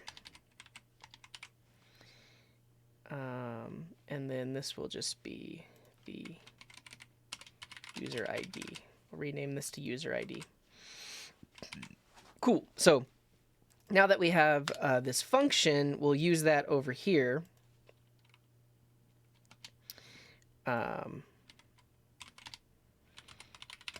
Import from db queries user.ts set get yeah. If you give me a second, let me finish writing this and I'll tell you all the things, all the stuff that we're using.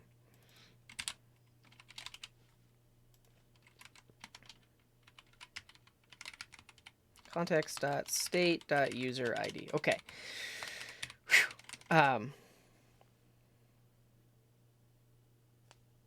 Yeah, that's it. So now the other one gets as simple. And we can remove all the database stuff. So good.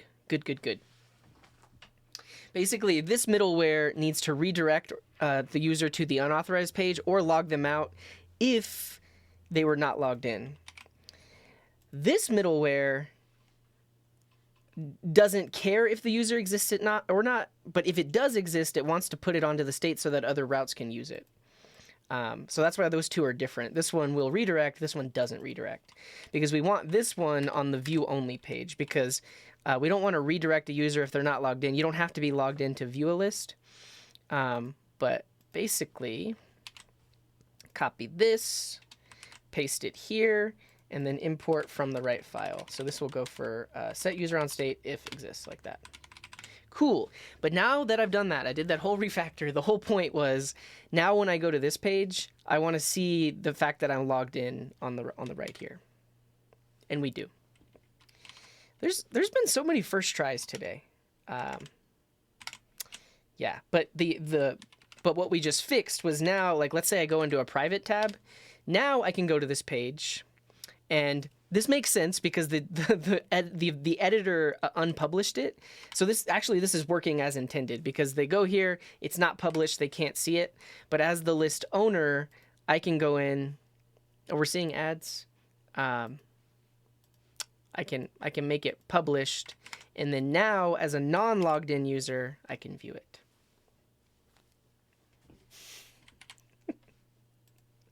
All right, let's pause for the ads. We got a minute and a half. Um, so, um,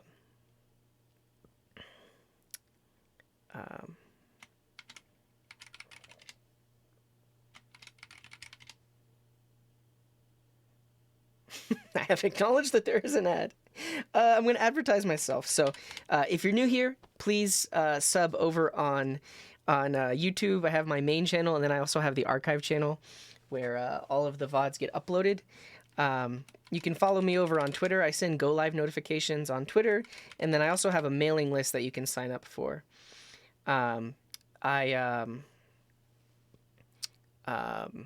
send go live notifications to the email, and I try to send one email a week that just tells you how I'm doing, tells you what went on over here on the Coding Garden. We still technically have 40 seconds of ads. Some people might still be seeing ads. So do that. Also, if you're seeing an ad, you're not hearing this, but you could sub with Prime, and then you won't see ads. So that's a thing. What else? Yeah, you could join privacy. This is cool. This is only US based, but it'll let you generate debit cards that are locked to specific merchants. And you can also control like the monthly amount that gets charged. Really great for signing up for like free trials and stuff like that. Making sure you don't get charged when you didn't want to. And if you sign up with that link, I get $5. So yeah. While we're waiting on the ad, what's my opinion on Twitter? I have no opinion. I mean, look at my account. Look at my account. Actually, let me make sure that nothing weird pops up. I mentioned this the other day, but I literally just went to Twitter and it popped up a dialogue that was like, is this still your phone number? The full phone number, not even like blurred out or anything. I am not following anyone on Twitter. I don't go to like the trending page and just start scrolling. That's not something that I do. Pretty much the only thing that I scroll in my life is Reddit. And I have a very curated set of subreddits that I look at. I don't look at the front page. So I'm not your average Twitterer. So what do I think about all the stuff happening with it? I don't really care. I think I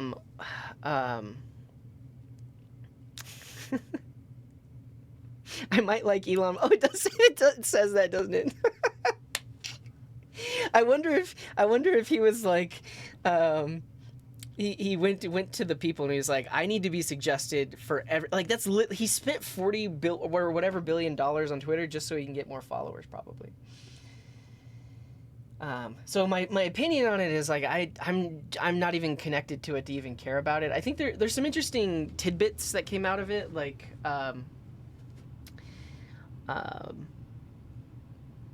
so I know Elon Musk mentioning you had 2 push notifications from him yesterday. Yeah. I don't even know the latest stuff on like the state of like free speech and stuff like that. Like, did he buy it so that less people will get censored? I guess maybe he did. I don't know. But what I do know is I saw one thing where he's talking about how he wanted Twitter to be like WeChat. And WeChat is a really interesting concept. Like it's used a lot in China, like almost exclusively in China. But the cool thing about it is like every single business, every single person, everything uses WeChat. So you can literally use the WeChat app to pay for everything. So that would be interesting if something like that existed in the US. However, you do have to think about it from the angle that in China, almost everything is owned and controlled by the government. Yeah, no, exactly. Mr. Cerny, like that's why, because the government controls everything, they're able to have an app that allows you to pay, which also means that they can track transactions between like individuals and stuff like that. I don't know. The convenience of it seems interesting, but you're right. It basically creates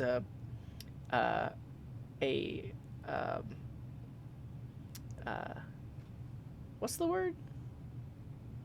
What's the word when you have cameras pointed at things all the time? What's that called? A surveillance state. Creates more of a surveillance. Not that we're not already living in a surveillance state. And what's up, Thindall? Welcome in. Glad to have you. Yeah, I mean, it's like convenience in lieu of privacy, right? But I don't know. Yeah.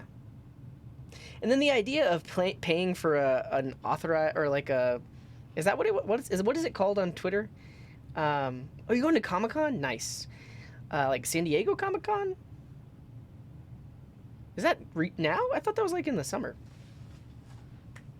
Verified, the verified badge. To me, it's hilarious to be able to pay for one. Like as the average user, if I want to pay and then I get a check mark on my account, it completely devalues all the people that got like verified because they have like millions of followers or whatever. That's actually really funny to me. I don't care about getting verified. I really don't. Oh, Comic-Con Stockholm, nice. So those are my thoughts. Basically, I'm fairly disconnected, and so I don't worry. I don't worry because I don't because I'm not vested or interested in it. No sweat off my back. Okay. Um, we have ourselves a shareable list. This right here. What I want to do is add a sharing button. Yeah. Oh yeah. Please test the page with it. Does this test accessibility? Hmm. So I'll run it against the page time in, but I have a feeling that it's not very accessible. Like any sort of interactivity like this, it's really hard to make this accessible. Um, I mean, Google Maps has probably done it, but like navigating a point click pan and zoom map with voice commands does not seem easy. So yeah, and then I did create, I think that still exists. Actually, I shouldn't open it on stream because there could be bad words.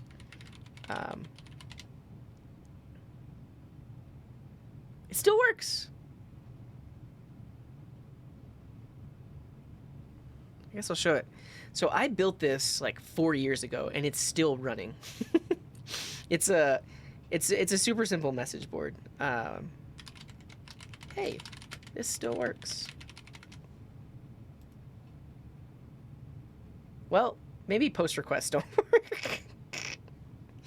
Or like it timed out. I don't know, but I made that over on the coding train a while back. Yeah, that makes sense, SQL Gordster. Like as a Twitter account that has a large following, you would want to prevent people from pretending to be you. So yeah, the check mark makes sense. Totally worked. Coding garden, coding train. Here it is. So this was September 11th, 2018. I don't remember. So this was, I was in New York City and then I went to the coding train studio. I don't remember it being on September 11th, but this was 4 years ago. 4 years ago, I went over there. He had me on his stream and I built a full stack app and I taught about it and I did like diagramming of the front end and back end and the full stack and how it all interacts and stuff like that.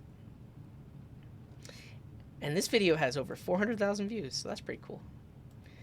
Okay, but that's where I built that Meower app. That's why I even talked about that.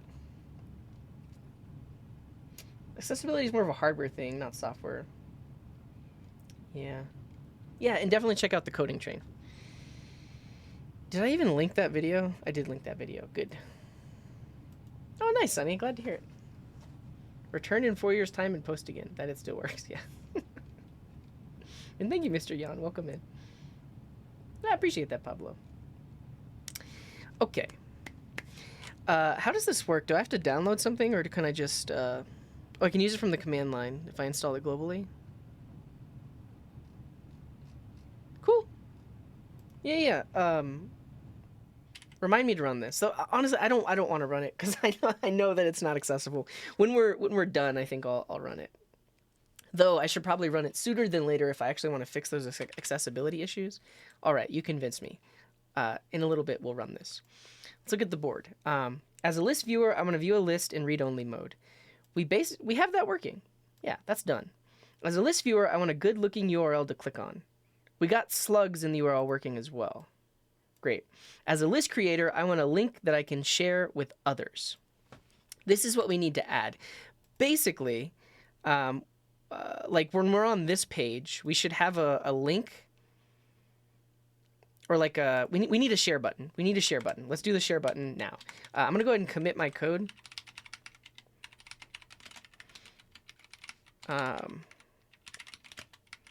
Add view list page.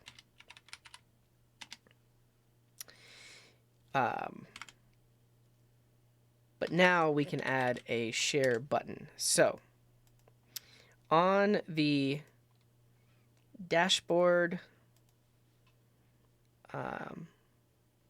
main page where we added this view button, we're going to add another button that says share.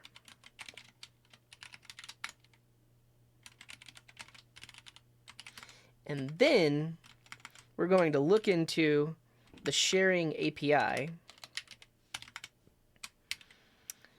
So that way when we click this button, it launches the share UI. Yeah. Well, thank you, Val. I do think that I could be better about accessibility. I think I've been trying to be better about it lately anyways. And I don't shrug it off as like something we shouldn't worry about. I know it's a hard problem to solve. And then also, these days, businesses can get in trouble if their website is not accessible. So like that's the other thing to think about. All right, if we look on MDN, there is a share API. Yeah. Navigator share. How do you deal with low performers on your team at work? As a mid-level dev on a team, you know it's a bit of a drag sometimes. I don't have good advice for you, just because most of my career I've been on pretty small teams. I mean, and also most of my career I try to be really honest with people. And also most of my career I also try to like lift people up. So if somebody is a low performer, like I do my best to unblock them, to mentor them, to make them be their best selves. But it's tricky. But I guess that's the best advice I can give, is like they're on the team, and barring them quitting or being fired or moving to another position, you got to deal with them. And the best way to deal with them is to mentor them, like try to make them better at their jobs, which is a lot. Like it's not easy to just try to get somebody to get better. But that's what I would do. I know it sucks to hear, like especially like you already don't have enough time to do your own job, but it's kind of what you have to do. Take a stretch. The other thing is, yeah, no, and I don't think you are, Brain Dove. Like I know the problem. It's just like you got work to do, but then like they're like making your job harder because you have to pick up the slack. Yeah, it's tricky. I think so at some of the places I've worked, they've had this idea of a performance improvement plan, and actually that's something that I used when I was a teacher. Basically, like the student was falling behind, like they weren't doing their work, or they weren't working well with others. And so we'd create a performance improvement plan that was like, all right, by this date, we want to make sure that you hit these goals, and this is what we're going to do to work on that. So it's possible that you could bring it up with management, that that's something that needs to happen.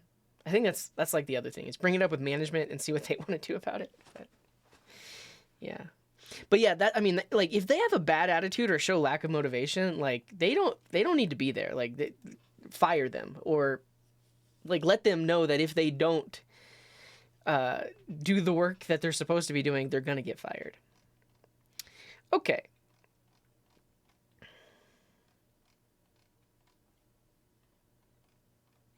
This is it. So you get your share data, you do navigator.share. Where is this supported? Yeah, and I think that's the other issue too, though, is like it's it costs the company a lot of money to fire somebody and then try to find a replacement too. So the company wants to avoid that at all costs too.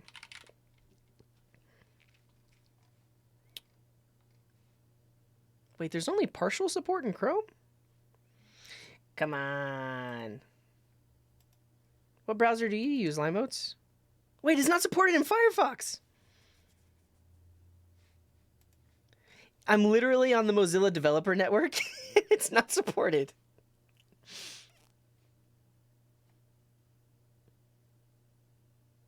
User must explicitly enable this. Let's try it. Let's try it. Yeah,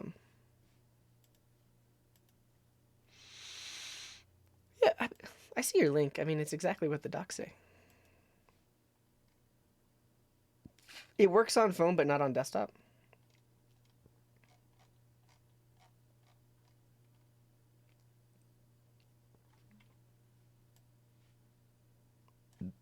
Let's try it. So instead of this being an anchor tag, hey, I don't hate your code. It literally is this. I see the code right here. And then when this button is clicked,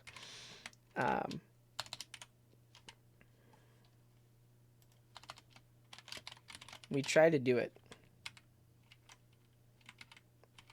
Navigator.share. Like this. And then the title is list.name. Text is list.description. And then the URL is this.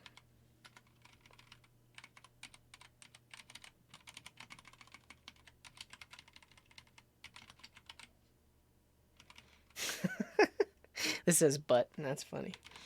Okay, button. Does it work? Navigator.share is not a function.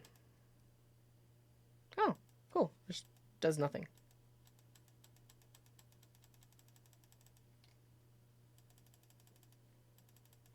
All right, let's try it in Chromium. Cool. Cool.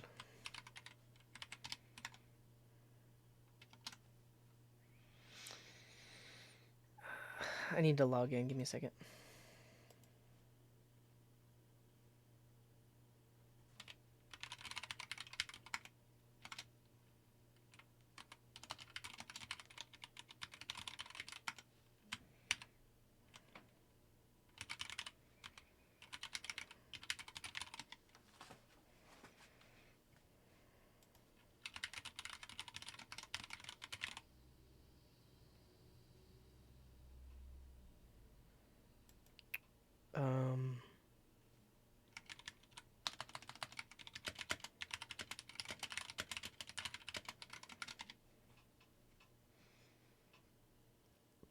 Well.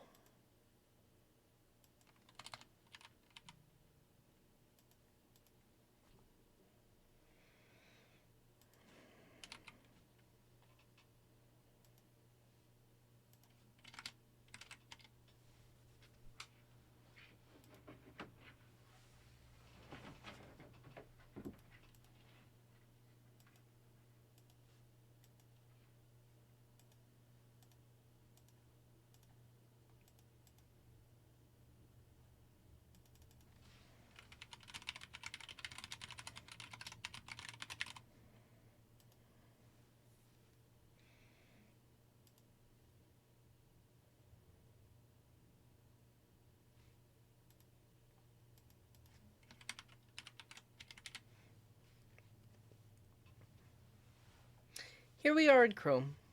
I click it, and nothing happens.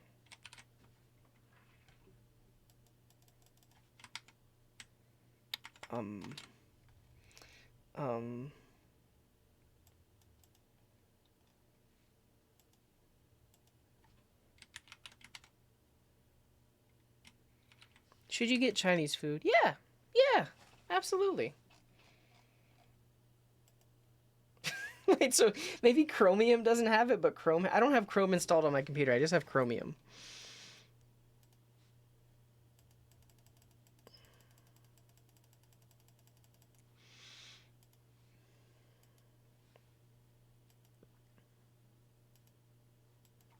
It's not. It doesn't work in Firefox. I'm not gonna do it. On mobile, it could be cool, but we're not worried about mobile right now. So, try catch. I'm not gonna worry about it because I don't even have a browser that I can test it with right now. So, is this the point where we actually show a modal? I don't need the share API. Basically, what I need is I need the link that someone can share with someone else. Here's what I'm going to do for now. Check it out. Check it out. Check it out. Check it out. Check it out. Check it out. Check it out.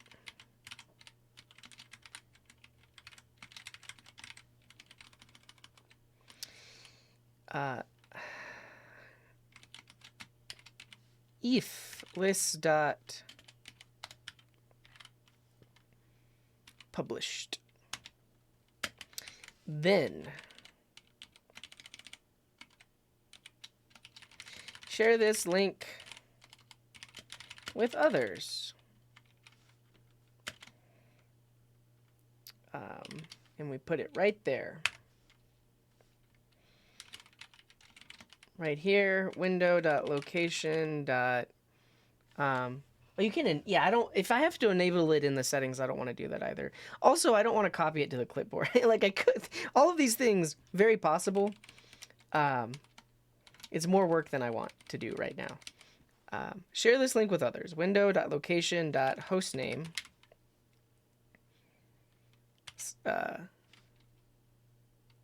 Well, no, I guess I gotta add the protocol. Gotta add everything.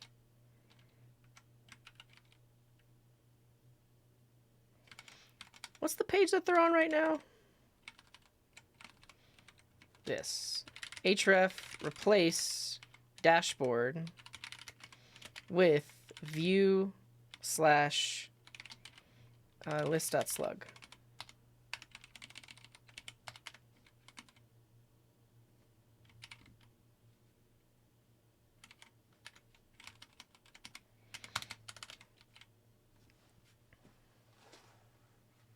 Navigator clipboard write text isn't much. Yeah, but I don't want to. I don't want to do it. I'm telling you. Okay, this is as good as it gets. Cannot read properties of href. Yeah, that makes sense. I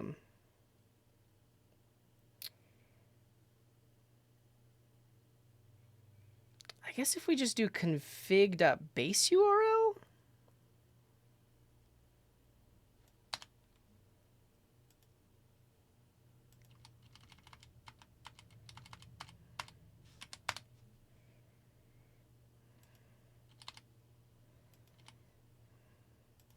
Like this.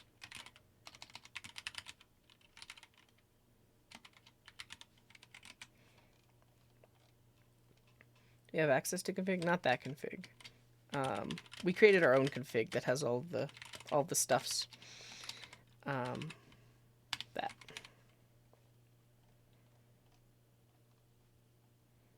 Base URL has a property. Okay. And now, share this link with others. Seems fine. Seems fine.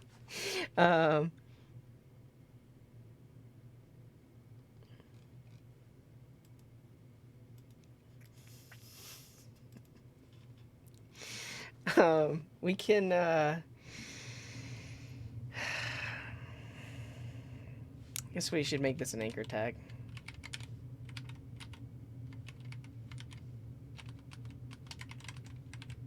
Okay, you convinced me. You convinced me. Look, you convinced me. We're going to add a share button.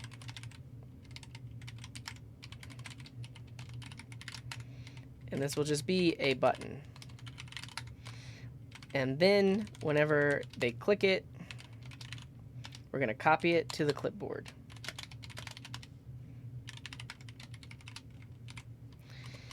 Okay.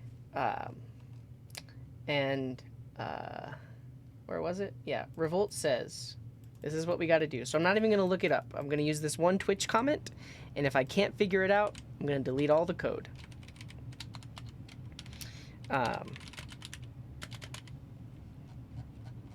My developer.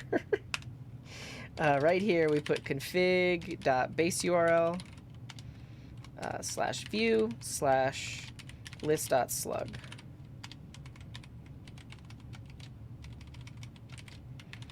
Copy shareable link, please.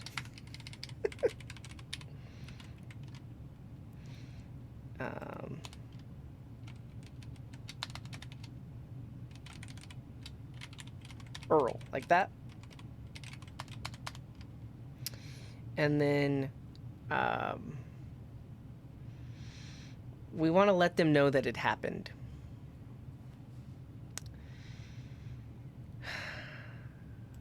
First of all, let's see if it works. Copy shareable link, please. Nope, doesn't work. So it's not that easy. It's not that easy.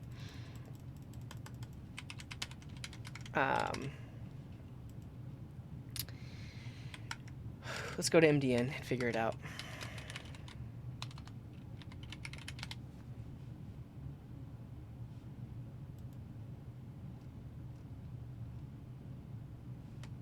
The async clipboard API.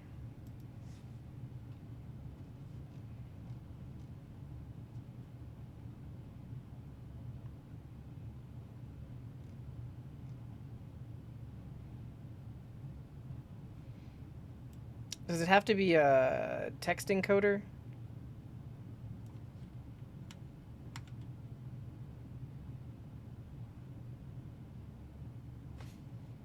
This is what I have, Limotes. That's what they told me to write.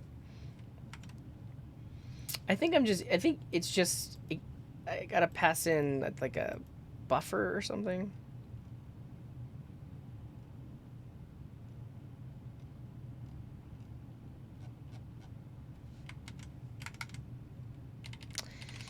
It's possible that this is failing for some reason.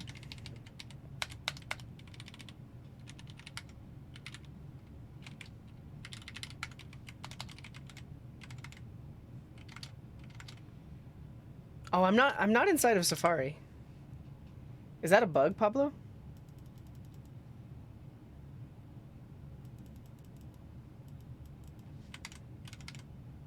I'm in Firefox, by the way. So I'm in Firefox. That's why it's not, I don't think it's as easy as everyone is claiming it is. Yeah,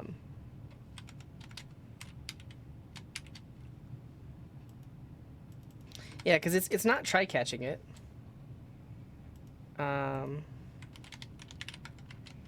Copied. URL.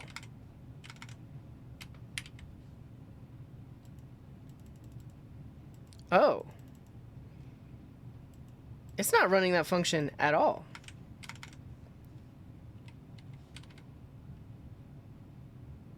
What?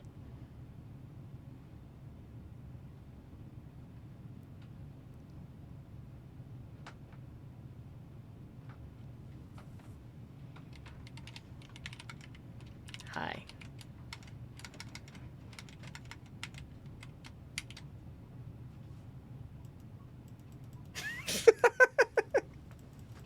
The function's not running.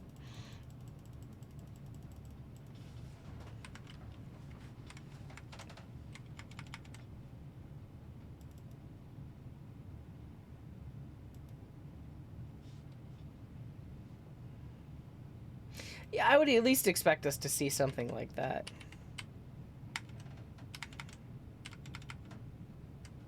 Oh!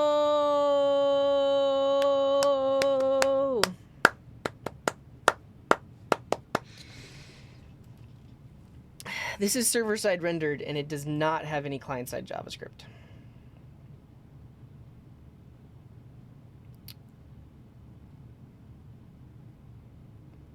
I need an island. Yeah. So, here's what we do. We delete that button, and then we just open View in a new tab. Is there already another ad? My goodness.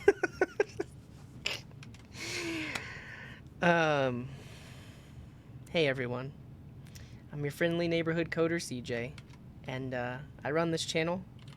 I have a YouTube channel too. Please go follow me over there. I have a Twitter. You can follow me there too.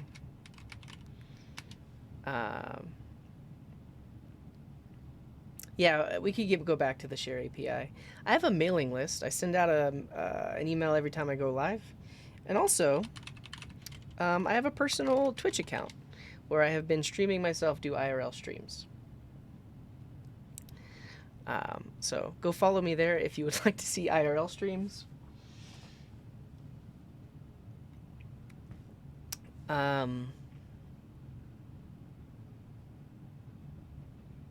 That's it. That's all I got. I'm very demotivated at the fact that I've been trying to write code right here, and I mean, the way this thing works is that code just gets stripped away because it's server-side rendered. So if I want actual interactive JavaScript, I need it to be an island.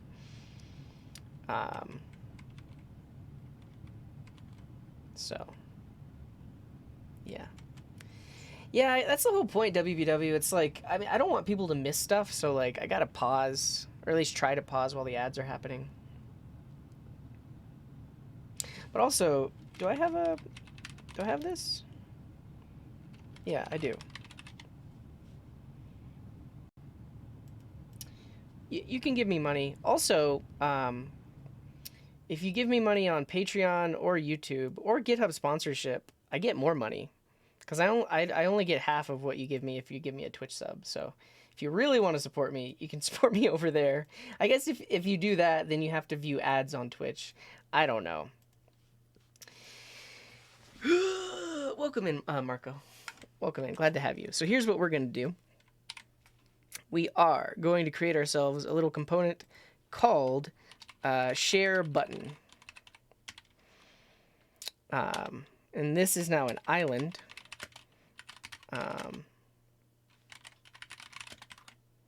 Share button like this, and it's just going to return a nice little button with a label.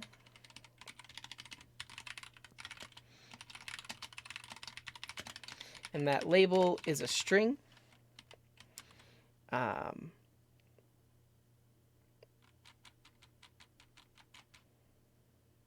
And it's going to take in the data, which is an object that matches the share API object. Title, text, and URL.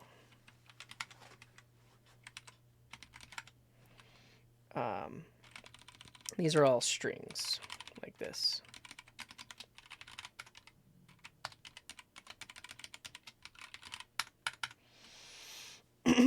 Yeah. Oh, thank you, Valk. I appreciate that. Yeah, that's what I'm going to do inside this component. So, like, if the sharing API is supported, we do the share. If the share is not supported, we copy to the clipboard. Yeah. Any idea how I formulate this question? Describe alternative solutions for creating a mobile application and justify when the different solutions are appropriate to use. Yeah, I think that makes sense because you're talking about hybrid mobile,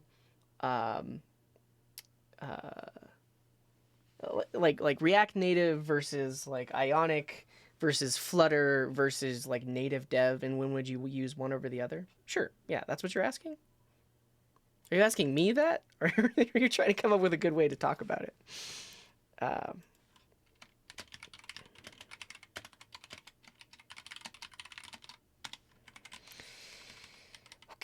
Okay. On click, we're going to say handle share. Oh, you got asked at school.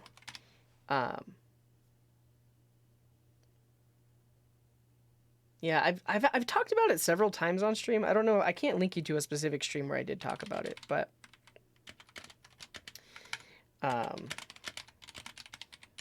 it's a thing. Okay. We will say if navigator.share, if they can share then we're going to try to share. So we're going to say navigator dot share, and we pass in the data, and we await that.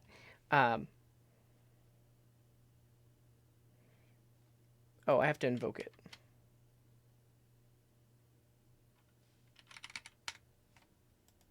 Weird.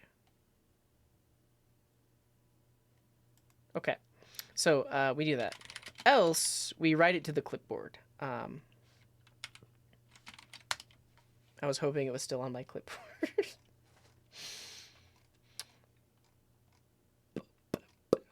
And we need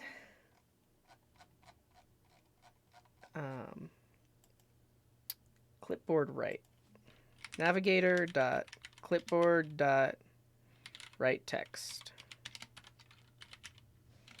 Data.url. And we'll await this. And then if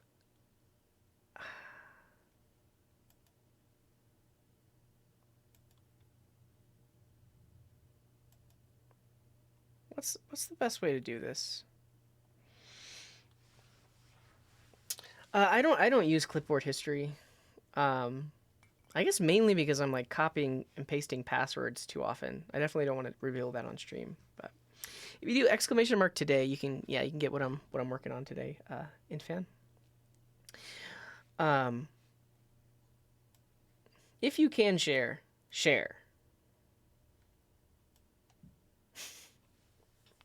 I don't want to immediately write to the user's clipboard. The other thing is like honestly, like I don't like copying to the user's clipboard unless they actually wanted to, because it's a really weird like I hate it when websites do this. Like I click something and it just copies to my clipboard. I don't want that. I don't like I want there to explicitly yeah.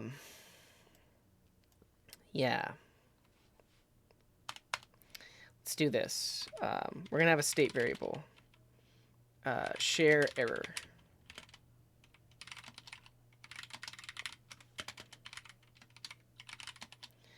Starts off as false, and we need use state from preact hooks like that. And then if share error is true,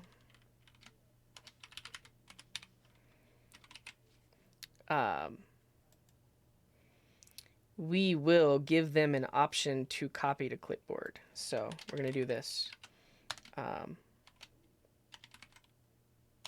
Exclamation mark theme. We'll get the theme.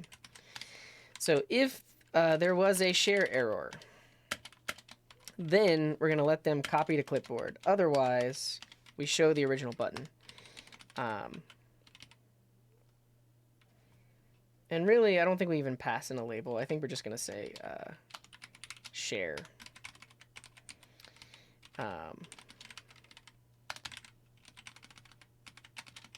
Copy to clipboard. Like this. And then on click, handle copy. We'll have another function that does that.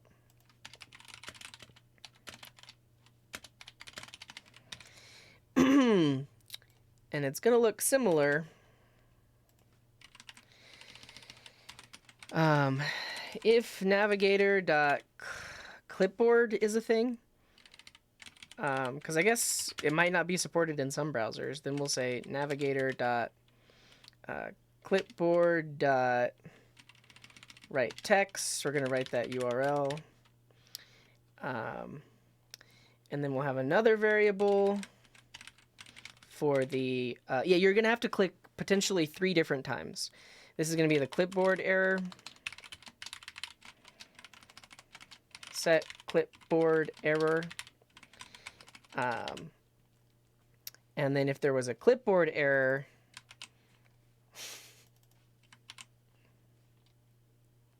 actually, this is so somebody asked about this earlier. This is a perfect use case for not using ternaries, because check it out. I can do this. I can say if there was a, well, I don't want to get rid of my buttons, but here I can say if there was a share error and there was not a clipboard error, then copy to clipboard. And we just straight up return that. And then if there was not a share error. We do that. And then lastly, if there was a share error and there was a clipboard error, we return just a div that says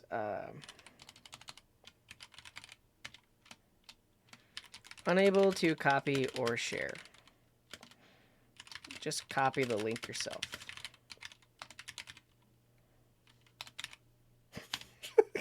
It's a very sassy thing. And then this is just going to be data.url.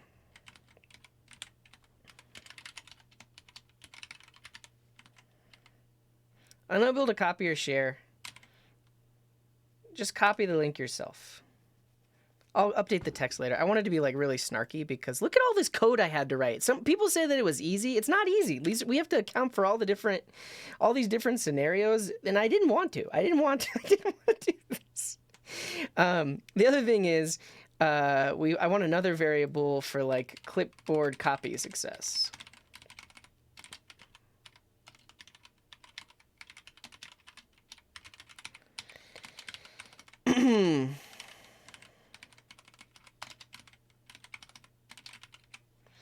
And so if this happened without throwing an exception, we set this to true.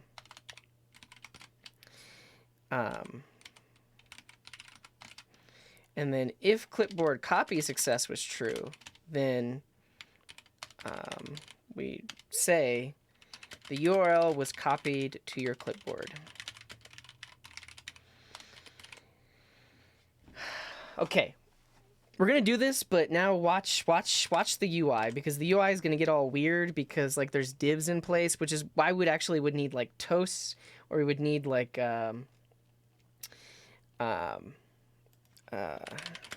we would need like a modal or something like that. Yeah. Please use this. Okay, thanks, Timon. I know you said something earlier, but I mean, honestly, though, you still in some browsers you do need to check for the clipboard property.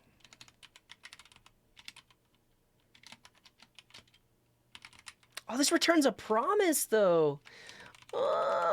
Coding is hard. Okay, don't anybody let you just know that. Don't let anybody tell you that coding is easy. It is hard. There's just so much you got to do.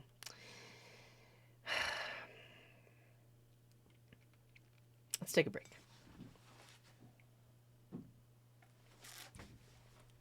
Yeah, well, it's not just from the Q&A stream. I like 30-second slow mode because it makes people really think about the message that they're about to send.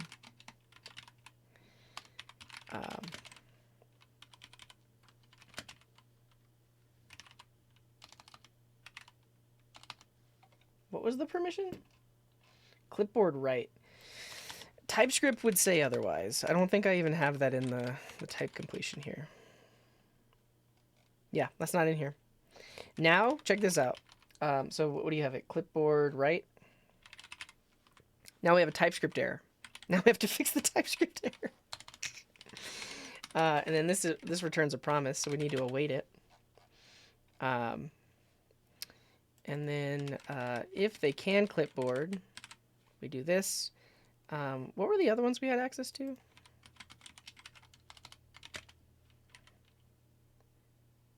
Persistent storage, all that other stuff. Well, I don't expect it to error. I expect that this actually does exist. And then I think I want another state variable for share success.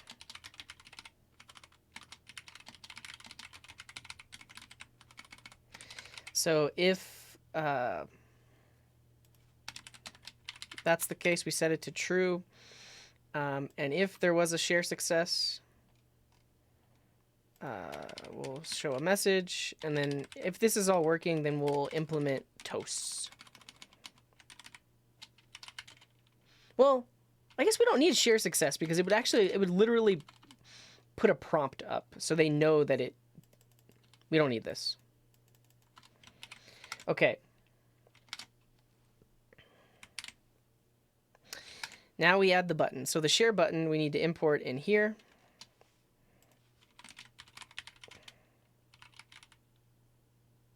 Oh, I think I still need config.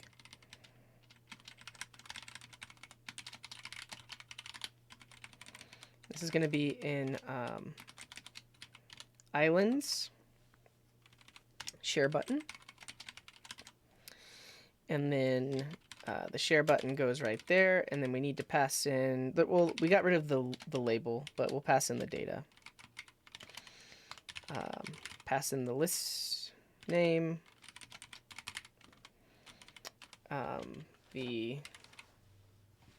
What are the other things that we need?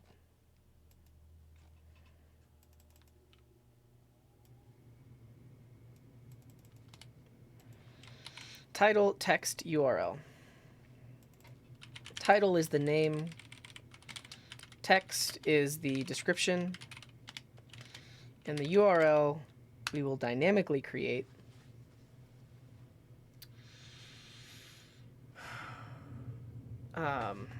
Using config base URL /view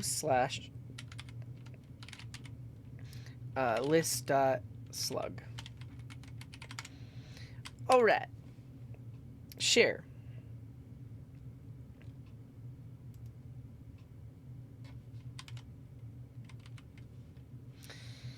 And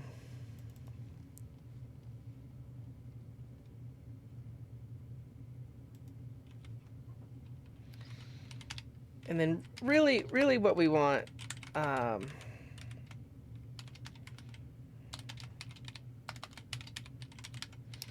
guess we kind of want it like a div right here that says like error sharing.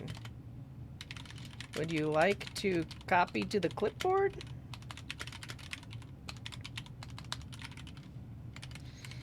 And then I need a little fragment. We'll do that. We'll do that. Great. Share.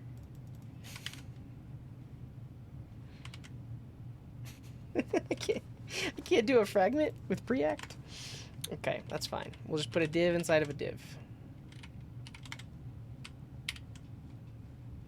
Can you test if they have share or copy on page load? Yeah, I mean, so like, I don't know if there's a permission I can query for sharing. I know that I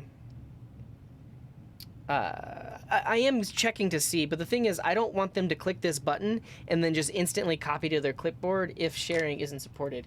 I specifically want there to be a button they click that they know that it's copying to their clipboard.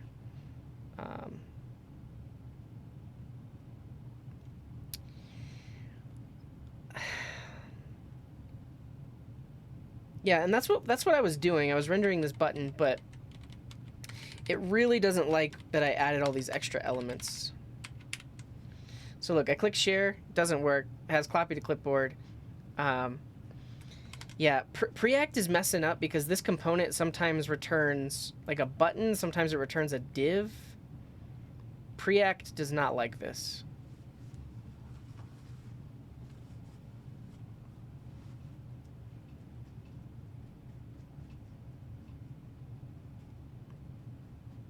Cool.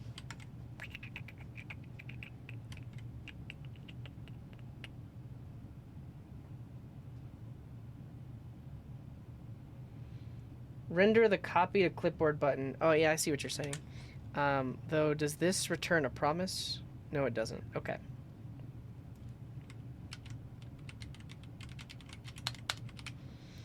Show. That's the case.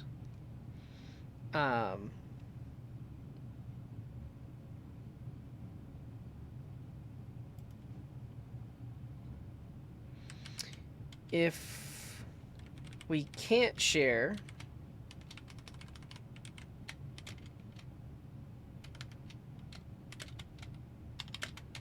we got some complex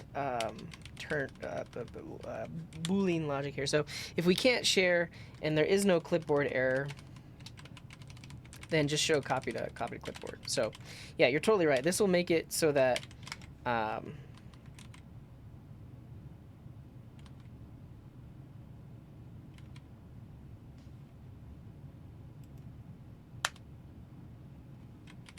we go. This will make it so that when it server-side renders, it doesn't have access to this. Like this.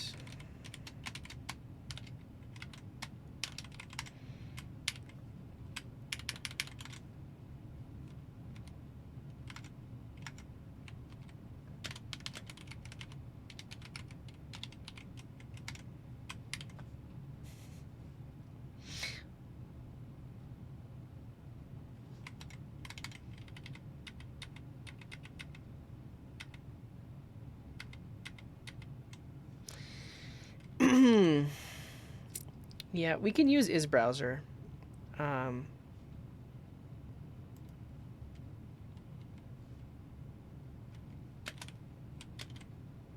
that.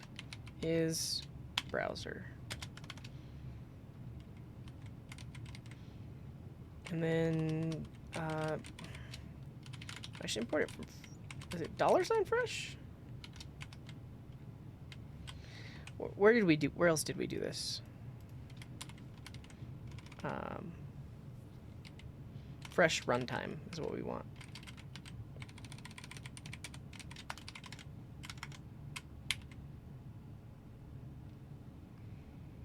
Navigator.canShare is not a function.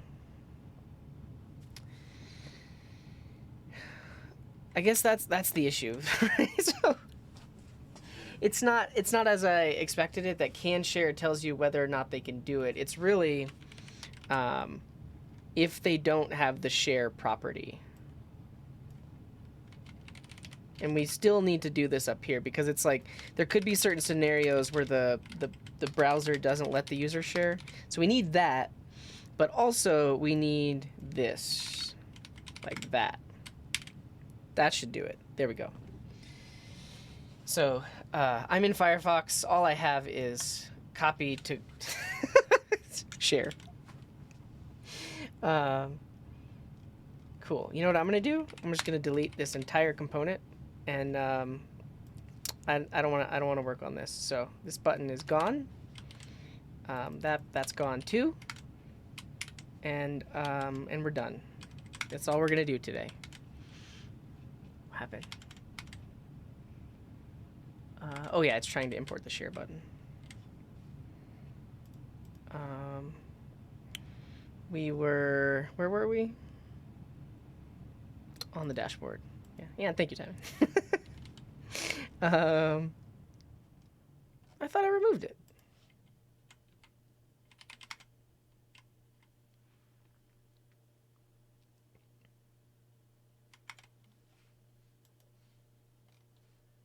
Oh, because the file is empty. That's fine. Cool.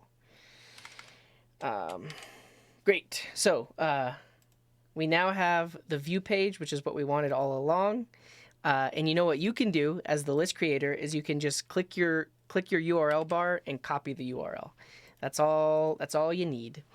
And I think it's mainly what we wanted to do today. So that's it. That's all. Right now, the deployed website is broken and an ad just started. I'm going to leave. I'm going to leave now. Bye, everyone. This was fun. I normally don't get as mad on stream, but today is just one of those days. So if you're a sub, you can use that raid message. If you're not a sub, you can use that raid message. You're welcome, Electrothermal. I don't know why I am so perturbed today. I don't know why. It's just that. So okay. So the one simple little feature we wanted to implement turned into just this nightmare of like if else statements and like multiple manage. It happens. Yeah. Well. Yeah. I guess we'll wait until the ad is over before we do a raid. I don't know. Yeah, I will be happy. That's the thing. The moment I end stream, I'm going to go eat some good food. I'm just going to hang out. It's the weekend. I guess I think that's the main thing that's getting to me.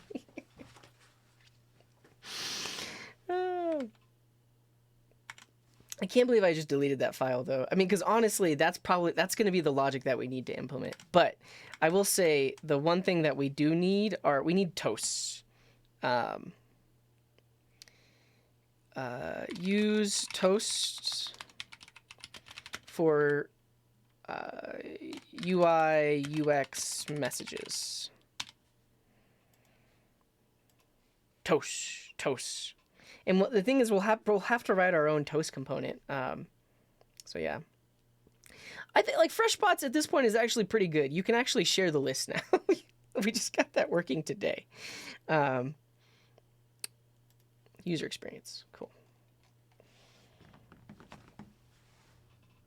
This isn't done. Like basically, the code that I just wrote, I need to rewrite it, but I need to write it when I'm in a better state of mind. Need a share/copy to clipboard button. Because we don't really have a story that says the list creator can share a link. It says I want a link that can share, but really this is that they can share a link. So yeah. Okay, I am going to go on a raid. Be sure to join the mailing list if you want go live notifications, and then also I have a schedule that I'll update this weekend for the streams that are going to be happening next weekend. Definitely check out my personal Twitch channel. I might do an IRL stream there later today. It actually snowed last night in Denver. It might be melted by now, but I might go on a walk and show you all the snow. So if you're interested in seeing me walk around in the real world and test out my rig and test out everything else, definitely go follow that. Because I'll be over there. I'll probably be a whole lot more chill at that point because I won't be writing code. That's all. Yeah, I mean, you could gauge how far we are along based on the number of stories. But honestly, most of the stories we have in here are tech debt. Like, they're not actual features. But at this point, you can create a list. Give it a description. You create it. You can then add a spot to the list. Like so. A restaurant. You add it. You can add other spots to the list like this. Another one. Wow. I mean, these are features. I would say these are features. So now we have these 2 spots on the list. Let's add another one. Again. So now we have a list that has 3 spots on it. Whenever you go into it, it'll auto center the map on those. And then what we just worked on today is a view page. So this edit page, you can basically click around on the map, and that lets you modify the location or the title or the description. You can also modify the name and description and the published status of the list itself. And then today we worked on a view page. So this is what we did today. So we made it so that this is basically the page that you would share with someone. We need a button that says zoom out, like bring all into view. We need a button that does that. But this is what we worked on today. And now you can take this link, and then someone who's not logged in can go to that link and they can see the list. So, I mean, honestly, that's most of the features. I think a lot of what we want to do is all about like user experience. Like what I just freaked out about today was being able to share this list with people. But I don't know. That's the app. Let's get out of here. Let's go on a raid. All the stuff. Follow me everywhere. Follow my personal channel. And I hope you all have a wonderful weekend. I'm sorry I got so frustrated, but it happens. It happens. Here we go. Wherever you are in the world, have a wonderful morning, afternoon. Is there really another ad? I thought the ads were over.